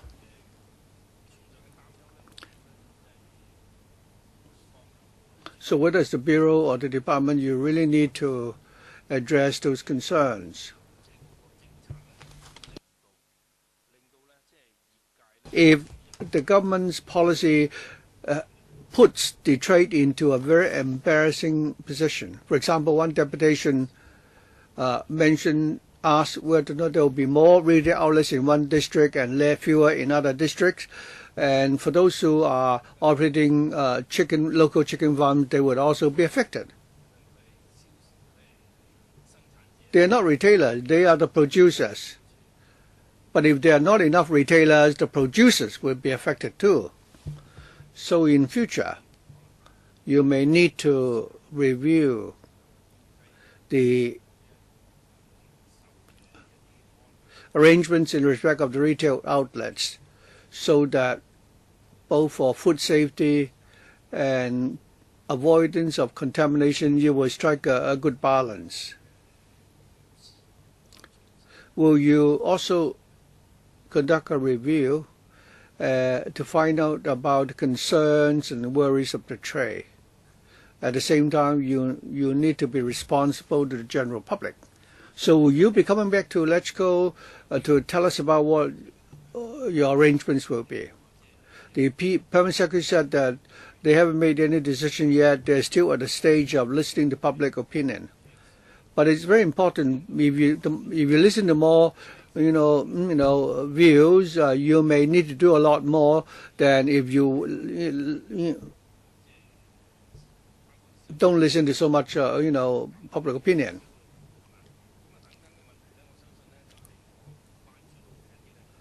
So these are my concerns. That is, how can you, for example, how will you be able to strike the right balance between the interest of trade and the safety of the people? You don't have very much time left for the response. 1 minute. I hope members understand that we're still listening to the views of the public. And many of the deputations have actually met with our colleagues already on the question of whether or not we are too stringent. Since there is no guarantee of zero risk, we need to continue to have these surveillance systems. Although Mr. also said that human-to-human infection is the possibility is minimal, but the risk of the infection passing on from chicken to human is not low at all. If there should be, human-to-human infection, I think the public reaction will make a U-turn. So, and finally, I must say that we understand that the situation is dynamic, and we have even seen people selling chicken through an audio-visual, device, and we do not expect all markets to have facilities like the ones in Tai Kok Tsui. So long as we can have segregation and minimize the risk, we would accept that. Fernando Jiang. I think we need to strike a balance here.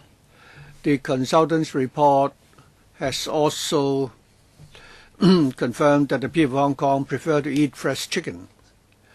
The operation of live chicken in Hong Kong is not posing any serious risk at the moment. But on the other hand, public hygiene and public safety are important. We cannot neglect either. The Times magazine, the current issue of the Times magazine, the cover story is about human beings not really being ready yet for the outbreak of a major pandemic. And it also said that according to the WHO, one of the biggest risks is avian flu, the H7N9. not only is there a possibility that there will be transmission from poultry to human, if it could be transmission from human to human, then the avian flu will become a catastrophe. So we need to do a good job in terms of prevention. But I also like to say that it is our position that we're talking about public hygiene and public interest. The trade operates according to its own tradition and history. They work under certain constraints, and in doing a good job in terms of poultry-human segregation and also prevention of contamination. I think the government has the duty to provide the resources, because of course the ultimate solution is to ban live poultry altogether. But the consultants' report and the deputations have pointed out that this is not the choice Hong Kong wants. Of course, the government told us that they haven't yet finished with the consultation, but the Labour Party believes that you should hold this view, and you also should bear this responsibility. Don't pass the buck on to the small operators, the SME operators operating the retail outlets, or those who are chicken farmers, or even those working in the supply chain. They will need room for survival. I hope the government will understand that. Mr. Ho Kai Ming, thank you. People in Hong Kong traditionally prefer to eat fresh chicken, although the academics may not like that. It maybe has to do with the attitude. But our supply, the supply chain will make up about 30% of our GDP. So has the government find out how many people are employed in this supply chain? If indeed we have to ban the sale of live poultry, how many people will be affected? And for this consultant's report, will the administration of the next term be able to follow up on this report? Because we're talking about a very important major decision. If the next term of administration, if anything unfortunate should happen, and if they were to overturn the decision and start another round of consultation. Thirdly, the FHC, I would like to ask whether or not they have plans to air condition the markets. So that will you consider helping the poultry traders to implement the segregation measures by installing air conditioners?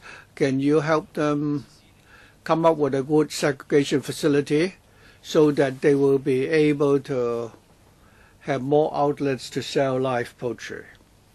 Permanent Secretary, thank you. We understand the people of Hong Kong, some of the people of Hong Kong are very much prefer to eat fresh chicken. Different academics, of course, also hold different views. So whichever academic we commission to conduct a study, we do not listen to just one or two academics. We would consult the views of many academics. Mr. Ho asked about the live poultry trade and the other related trade and how many people are employed in the whole supply chain. We don't have the information offhand, but if we really value this trade, we want the people in the trade to continue to keep the jobs. We need to do an even better job in risk management. That's how we can protect this industry. And our neighbors such as Macau and other countries in Southeast Asia are working on this. If we want this industry to survive in Hong Kong, we must spend resources and manage avian flu risks properly. As for the installation of air conditioners, and how it can help facilitate segregation of humans and chickens, or for enhanced biosecurity measures. If there are such needs, we must step up our management of risks, regardless of avian flu. This round, Mr. Tommy Chung, myself, Mr. Loy Kwok.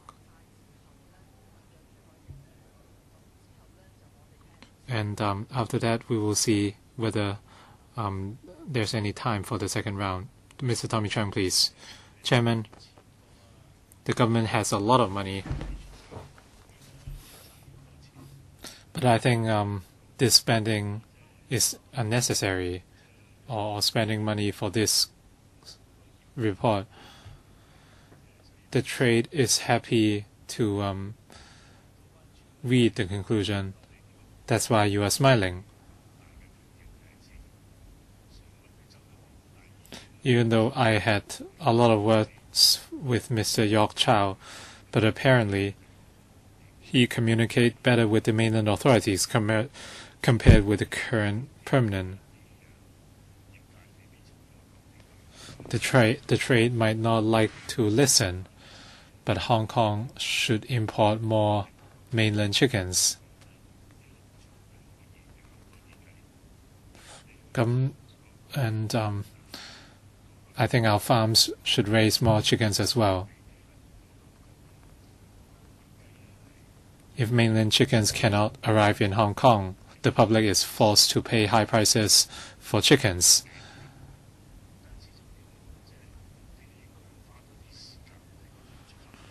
You should spend more effort on this.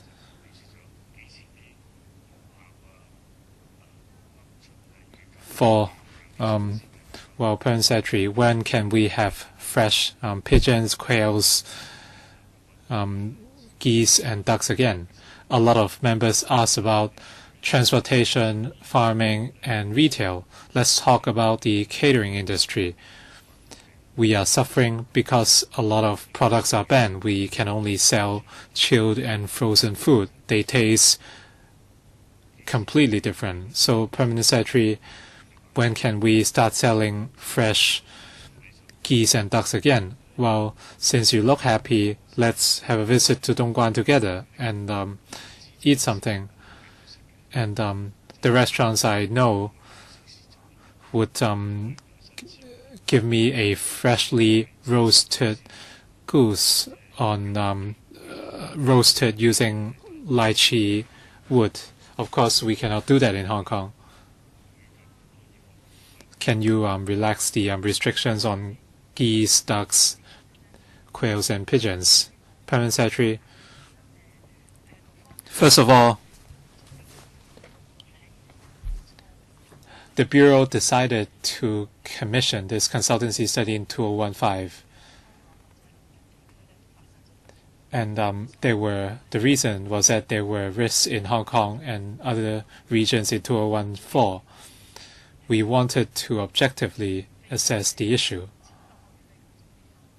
And as to when we will resume the import of live chickens and minor poultry, the ball is never on the Hong Kong government's side of the court.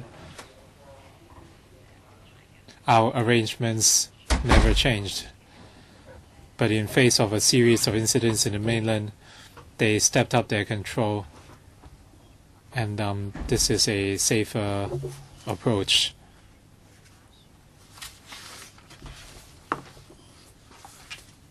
Hong Kong has no intention to increase the number of farms and retail points.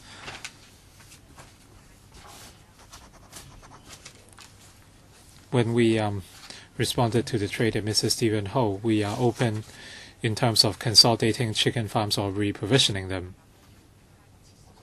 And through that, we aim to enhance our efficiency and facilities. So we are already taking one step forward. As I know, Hong Kong's chicken farms do not raise minor poultry. Mr. Loy Kwok. Thank you, Chairman. The conclusion of this consultancy report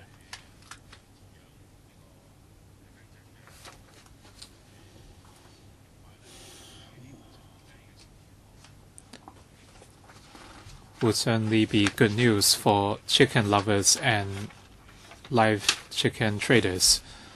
However, we cannot underestimate the risk of avian flu. Well, these days we are bothered by a mutated computer virus. So we know that avian flu viruses can also mutate. It happens from time to time.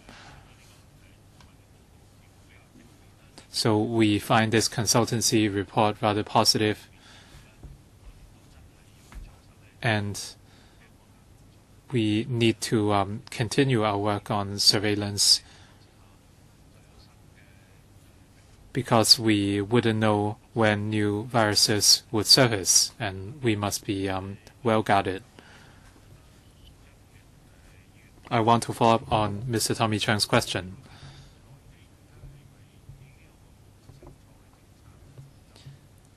Is there already an established policy in the mainland that live chickens would no longer be supplied to Hong Kong? I'd like to know how the communication goes between yourself and the mainland authorities. Hopefully you can send a clear message.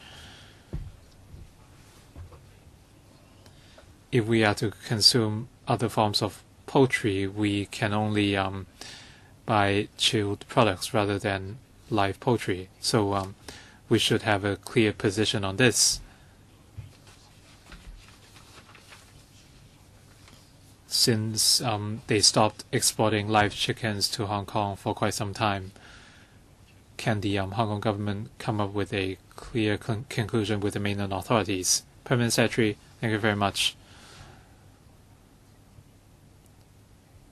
First of all, I cannot speak on behalf of the mainland government on what the reason of the ban or the suspension is. After the incidents we saw in recent years, the mainland has tightened regulations on farms. The reason might be more stringent risk management measures, and that's why live minor poultry and chickens have not been supplied to Hong Kong. Avian flu cases must be reported to the World Health Organization. And in the past, the H7 viruses have not been highly pathogenic in the mainland, but nowadays they are much more pathogenic. And H7 is even more deadly than H5. And for humans contracting H7 viruses, the mortality rate is as high as 40%. And H7 viruses are now highly pathogenic, so we must remain vigilant because the mortality rate is very high. Ms. Eddie Chu. Thank you, Chairman.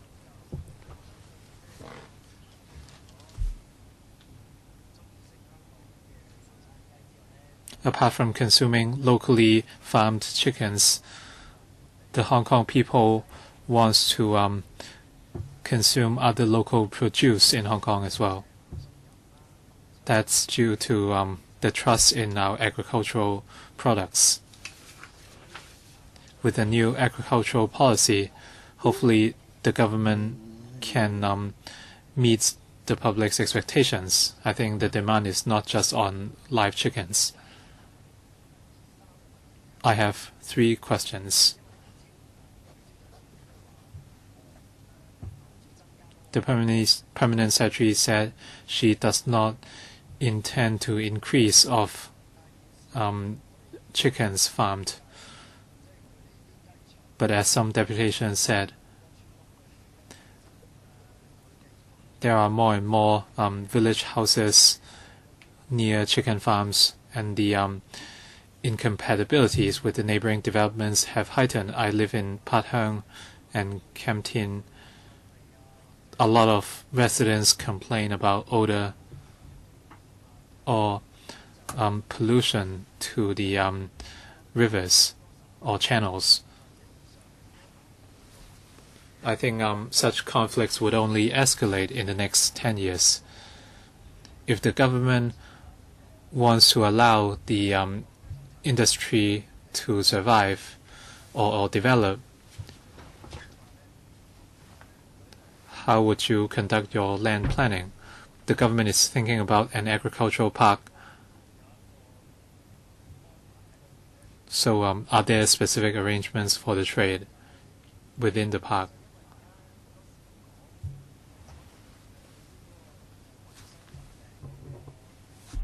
We often talk about concerns on hygiene and health. Whenever we talk about local agriculture and certain trades, our mindset is rather narrow. For example, the chicken trade involves different parts, including day-old chicks or the retention of local chicken breeds. So when we think about the trade, it's not just about farming. It's about the entire industry in Hong Kong. I think this is something farmers are concerned about. Thank you very much.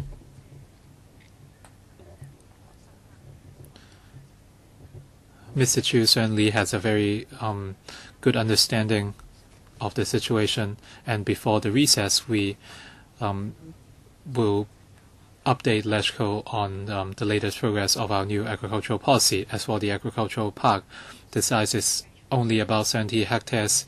We do not plan to incorporate chicken farms. For Pat Hung and Kem Tin,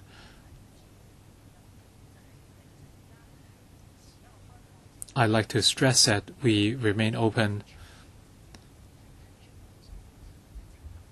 in allowing reprovisioning and consolidation of chicken farms as long as they satisfy the requirements on biosecurity, pollution, health, etc.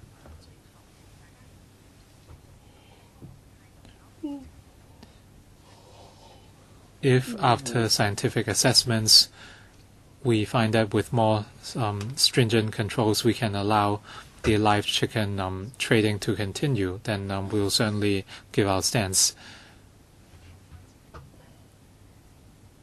That's why the AFCD is already studying the import of fertilized eggs. As for day-old chicken, we have more than 40 farms in Hong Kong and a few more external farms. So we will try to develop day-old chicks. We do not intend to increase the number of chickens farmed from 1.3 million. And the reason is that we have not seen resumption of chickens from the mainland, and we supply more than 10,000 chickens per day. And so having 1.3 million chickens would suffice. There's no imminent need to raise the number of chickens farmed. So now it's my turn. And after me, two more members will ask questions for the first round, and I will then draw the line. For the second round, if time allows, the floor will again be open to questions, or else we will end at 5. Myself followed by Mr. Pierre Chen and Mr. Leung Kwok Hong. For para 2.7 of the report,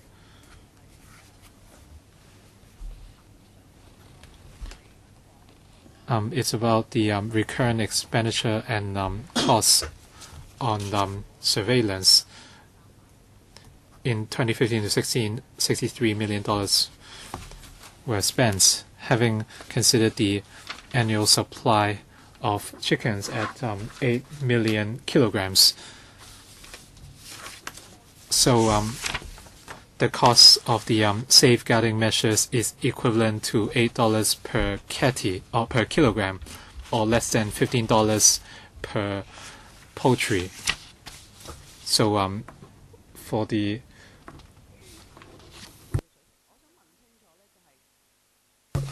the average price of a chicken is $200. So I'd like to know. Well, the $63 million is used for avian flu control, serum tests, quick tests. Have the cost of vaccines been included? And would the chicken farmers have to shoulder part of the costs?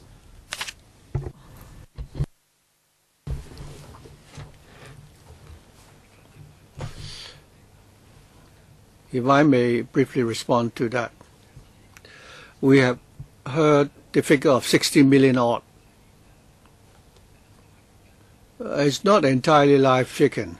And some deputations said that if we ban the sale of live chicken, can we make a saving of $60 million? Our estimate is that if we only ban the retail of live poultry, although we don't have any accurate number, but I think we're talking about several $million. The majority of the cost will be spent on the facilities, the lab staff, and also the research equipment. And even taking the environmental samples and the checks on wild birds. If we ban the sale of live chicken, would the government be making a saving of 60 million? No. No. It should be less than 10 million. Many lab equipments are jointly used. So we will not be able to arrive at an exact number, but our estimate is about several million. Can you tell us that if you don't take into consideration the equipment and so on, for each live bird sold, how much is the government subsidy? I mean, the money spent on, prevention of contamination. For the amount directly spent on per live bird, it's difficult to come with an exact number, but the report suggests $8. Are you able to answer the question? $8 per catty, right, per kilogram.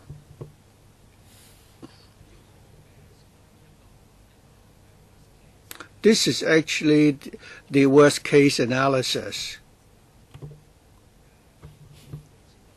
So it will not exceed this number. So it's below $8 per kilogram. So it's likely that it's less than $15 per bird. Let me try. Sorry. To put it another way, the government has details, the detailed breakdowns. Perhaps the officials can explain in detail what that breakdown is. In our report, what we have said is that we want to use that number as a reference to explain that the amount of money that the government has spent on the surveillance system is amounts to about $60 million. That is the number the government gave us. Compared with the $8 per bird, this is not a large amount. Of course, the assumption behind that is that comparing $8 with $200 is not a lot. So as a consumer, it's not a major burden. For the government, the $8 per kilogram or $15 per bird, is that paid for by the government? Is that because we allow live poultry to be sold in Hong Kong? Is that the reason why? Let me try. Honestly, I don't know how to answer the question. Even without live poultry, we still need to deploy resources to, for example, in our wetland park, for example, when people discover dead birds on the street, we'll need to inspect the corpses and so on.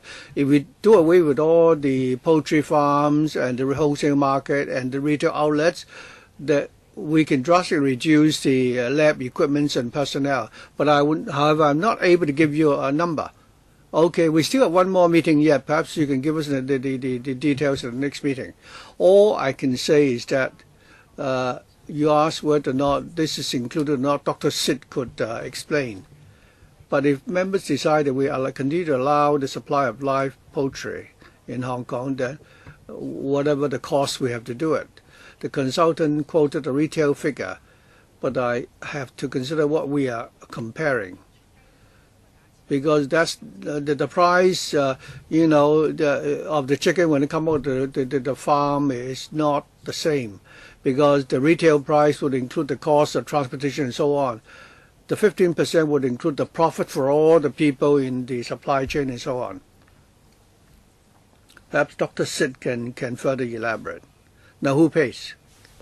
Chairman, if the vaccine were paid for by the farmer, paid by the farmer themselves, as for the lab tests and the taking of blood samples to test out the efficacy of the vaccines, or for us to count whether or not the vaccines have been actually used, the government will pay for that. Some farmers said that you need to develop the H7 vaccine. They just pay, it's they who buy them, as you don't pay for them.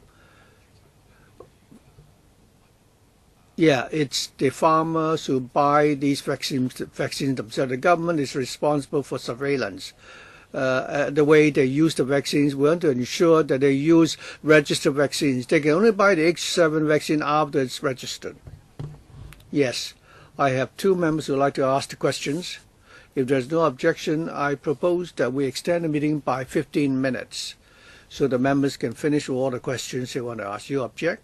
Okay then. Well, in that case, we won't be having a second round questions. I will now ask the members who have yet to ask the first round. Dr. Pierre Chen, 2 minutes.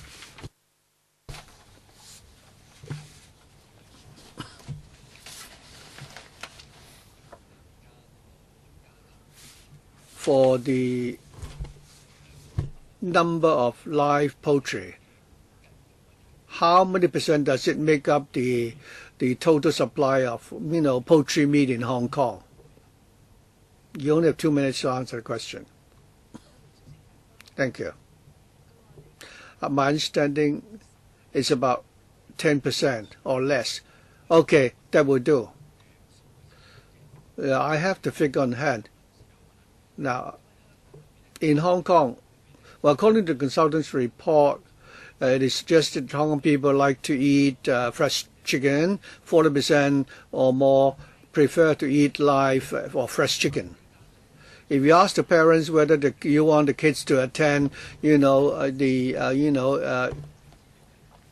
elite schools, of course, all of them would like that.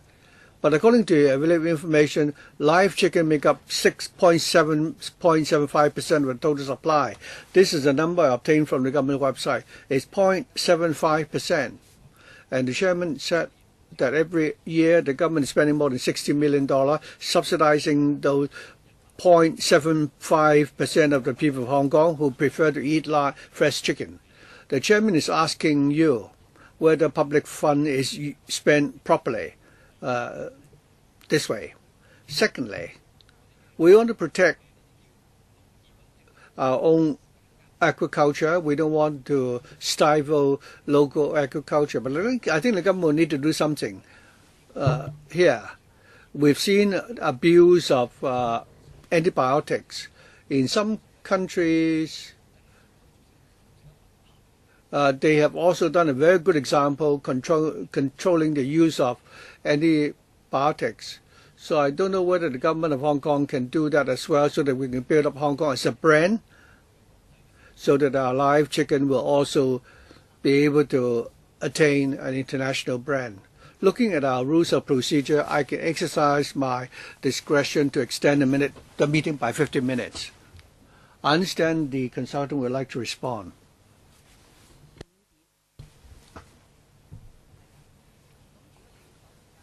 But if you're in a hurry, you may leave early.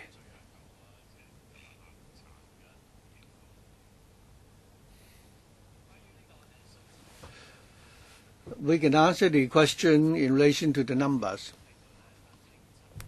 The member used the figure of 0.75%. He only counted the number for trading and not re-export. Our number is 2.5%. Although the consumption of live chicken only make up 2.5% of the total supply of chicken meat, it doesn't mean that only a minority of people eat fresh chicken in Hong Kong. According to our interview, 78% of those interviewed said they would regularly eat live chicken at least once a month, sometimes 4 or 5 times in a month. For the remainder who eat fresh chicken, most of them don't eat fresh chicken because it's expensive. More than 80% do not eat fresh chicken because it's expensive. And they say that if it's cheaper, those who don't eat fresh chicken, 85% will go back to eating live chicken. Was your question been answered, Dr. Chen? Do you think that the number in your document is more accurate than the actual sales number? Well, you don't have to answer the question. He gave the figure of 2%. So we're spending $60 million of public funds to and only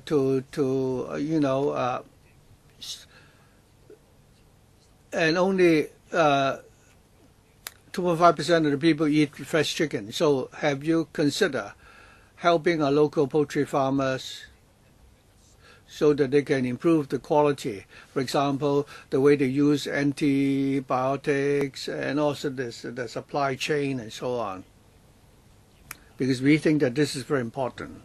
But I don't think the government is doing much in this regard.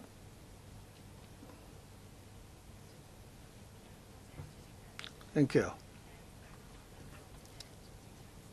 When we formulate our policies, we cannot just look at the numbers and say, given this is a very small percentage, we shouldn't deal with it. If the risk is very high, and if the consensus in society is that we need to continue to allow it, then we need to also do a good job in terms of risk management. So just because only a small number of people will catch some disease, then we shouldn't deploy resources to research into its cure. As for whether the local farmers chicken farmers can do better to enhance quality, now if we continue to allow the rearing of live chicken, certainly this is something we would do. Dr. Chen would understand that Dr. Ko-Ing-Man has already set up a high-level committee to deal with AMR, or they call it AMR, or drug-resistant viruses. So we in next few years we plan to step up the regulation of poultry farms using antibiotics. If we continue to allow the rearing of live chicken, this is certainly one area we will pay a lot of attention to. Mr. Leung also asked about the amount you spend on quarantine and so on. When you come back to the panel on the 13th of June, please give us a paper and elaborate on those details. Chairman, when we talk about the use of antibiotics, for antibiotics administered onto animals, they are used in very large quantities. More than 3/4 of antibiotics are actually administered to animals. Dr. Chen, I'm also very concerned about whether or not we have an abuse of the antibiotics, whether they are contained in the feeds.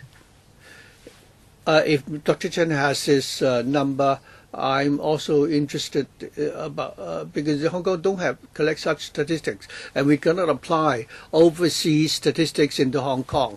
The number of poultry in Hong Kong is fewer than the number of people in Hong Kong. In other countries, the farms are huge. They have large numbers of pigs and poultry compared with humans. And even a single chicken farm there will probably have more chickens than the total number in Hong Kong. So let's not quote international figures and blindly apply them to Hong Kong because it would be unfair to our local chicken farmers. We have a population of more than 7 million and we only have 1.3 million chicken. In other countries, a single farm may have more than that. We will talk about any politics in future at a different occasion. Mr. Lam Kwok Hong. First of all, the suspension of chickens from the mainland is already confirmed or a fact. If we are to consume good chickens, well, if you set a target at 3 million, then you need an extra 1.7 million chickens. You always talk about a lack of jobs or difficult business in Hong Kong. Well, I think these poultry or food are necessities.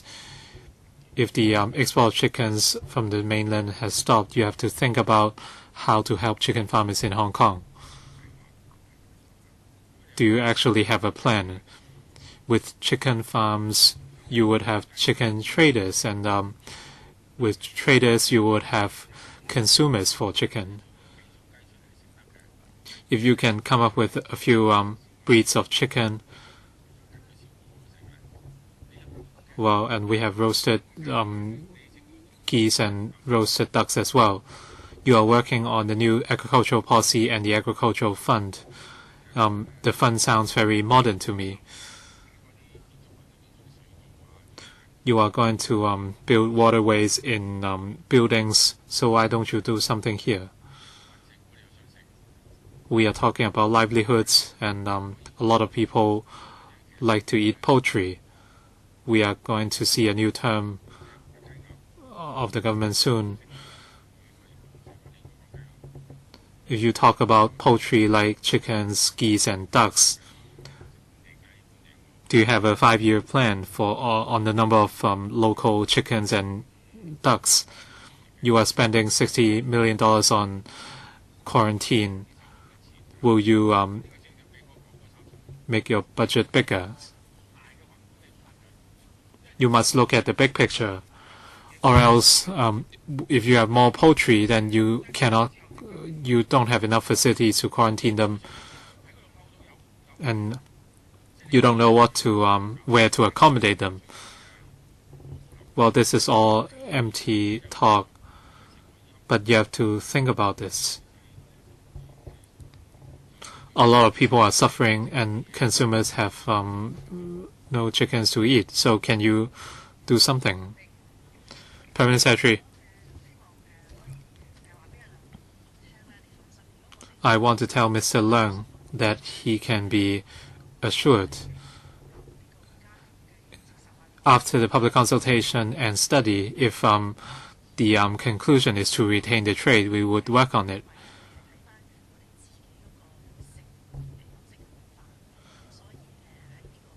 We are now looking at live chickens because of our culture, and we will try to help the trade, and hopefully we can help their business. Well, you should think about this when you work on your new agricultural policy. You are looking at a lot of unrealistic modern designs. For example, the waterways in buildings. I have a question for the consultant. In your report, you talked about measures in Guangzhou, and you said that avian flu is rife in Guangzhou.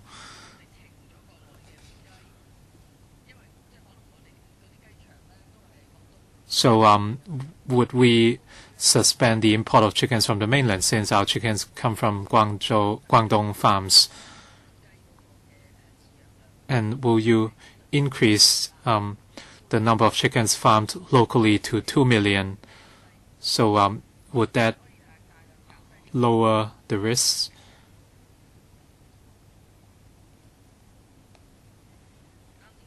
Missing Dr. Ng.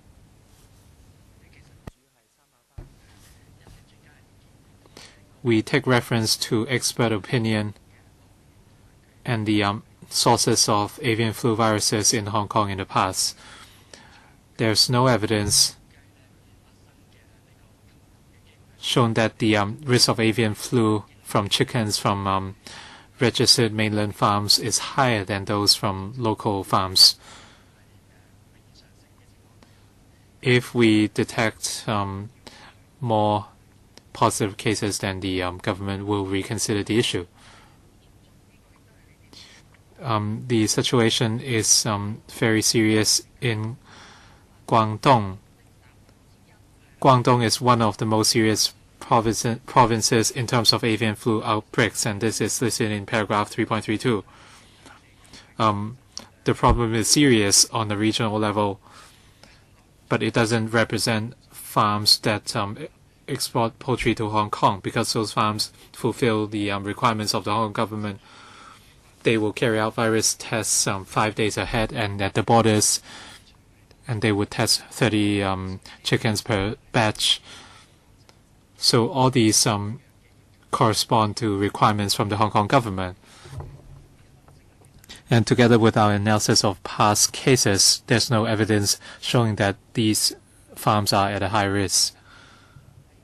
Have you actually visited those registered farms in the mainland to see whether they are carrying out the vaccines, biosecurity measures, and other things? I think the administration might want to respond to this question. In other words, you have not made a visit. Yes, you only relied on the paperwork. If we only rely on paperwork, we might not know the truth. We do not know the actual situation in the mainland. And right now, we allow them to resume exports, but they didn't dare do it because they might know that they might not pass this serology test. So are the mainland registered farms really a guarantee? I think there's still a question mark. Permanent Secretary, the mainland and Hong Kong authorities would agree on the arrangements, and the Center for Food Safety under the FEHD make physical visits to registered farms in the mainland every year, because our poultry, beef and pork comes from registered farms, so they would make visits every year. I'd like to thank the deputations for raising your concerns.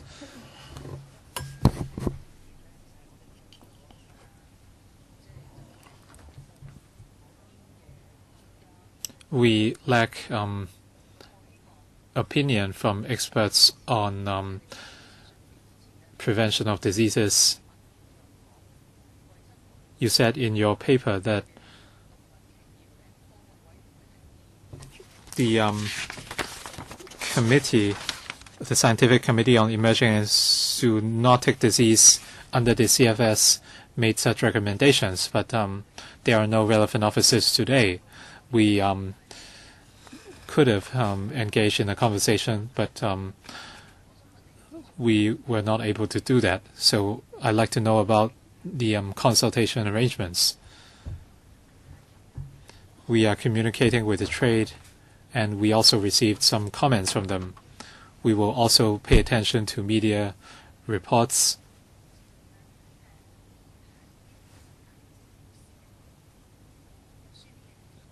And some people from the medical and health sector also wrote to LegCo, but they might not be able to attend since they are busy.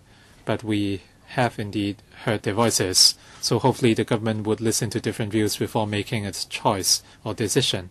The government has not told us about their stance or positioning. We have 5 minutes left. Does anyone have further questions? Please speak into the microphone. You have 1 minute. You talked about moving the pigeon farm to Hong Kong. What is the government's stance? Currently, Hong Kong has no pigeons. Dr. Sid, can you take that question?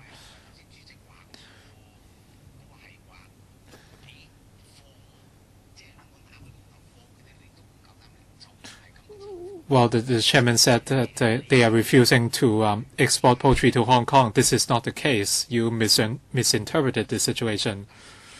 The Hong Kong government and AQSIQ of the mainland has to strike an agreement before the export can resume. And Zhuhai would issue permits since we operate a pigeon farm, and the Zhuhai authorities would issue certificates. However, the poultry cannot enter Hong Kong. So this has to do with the AQSIQ. This depends on the government. There's nothing we can do. But the mainland authorities, we are talking about different governments. I think the SAR government would can talk to the mainland government. Can Dr. Sid address the question about your pigeon farm? And the number of chicken farms in Hong Kong has been fixed. Raising pigeons in Hong Kong require a new license. According to our policy, we will not issue new licenses for pigeon farms.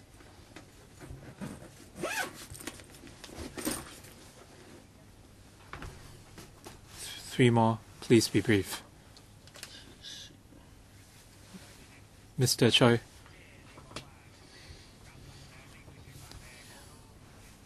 You said they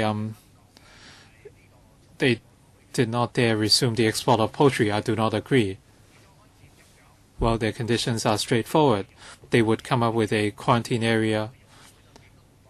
If you cannot provide a quarantine area, they would not export the poultry. The Secretary never talked about these requirements. If they refuse, that would lead to conflicts. This is not about food safety. And even the consultant said that there's nothing unsafe about those chicken farms. The speaker is off the microphone.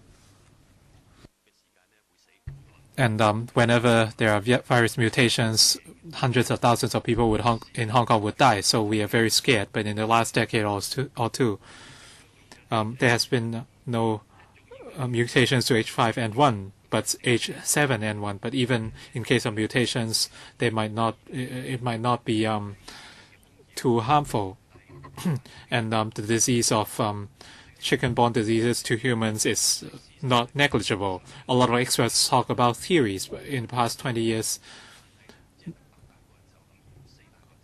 only 800 people have been infected in Hong Kong, compared with 4 to 5 million casualties claimed by the common flu. Why doesn't the Hong Kong government do more to educate people on preventing common flu? Labour Party? The consultancy study did not include physical visits to the chicken farm. So I have a question for the consultancy.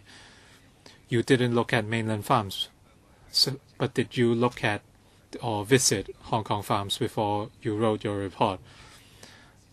I have a question for Dr. Sid of the AFCD. Last December, the AFCD recruited a group of vets from the private practice, and that was in preparation to outsourcing of quarantine services for chicken farms.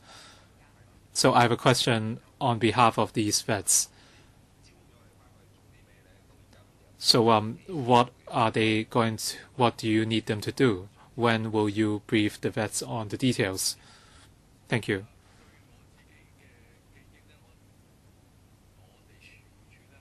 As I remember, the AFCD did not recruit vets just to take up the outsourced work. The recruitment of staff, especially the professional grades, must be interviewed by myself. But as of now, I'm not aware that we are recruiting vets for quarantine services. If we have vacancies, We often hire civil servant posts or a few contract vets to help us inspect farms. We have no plans to outsource the quarantine services. Our time is up. We will wrap up after she speaks.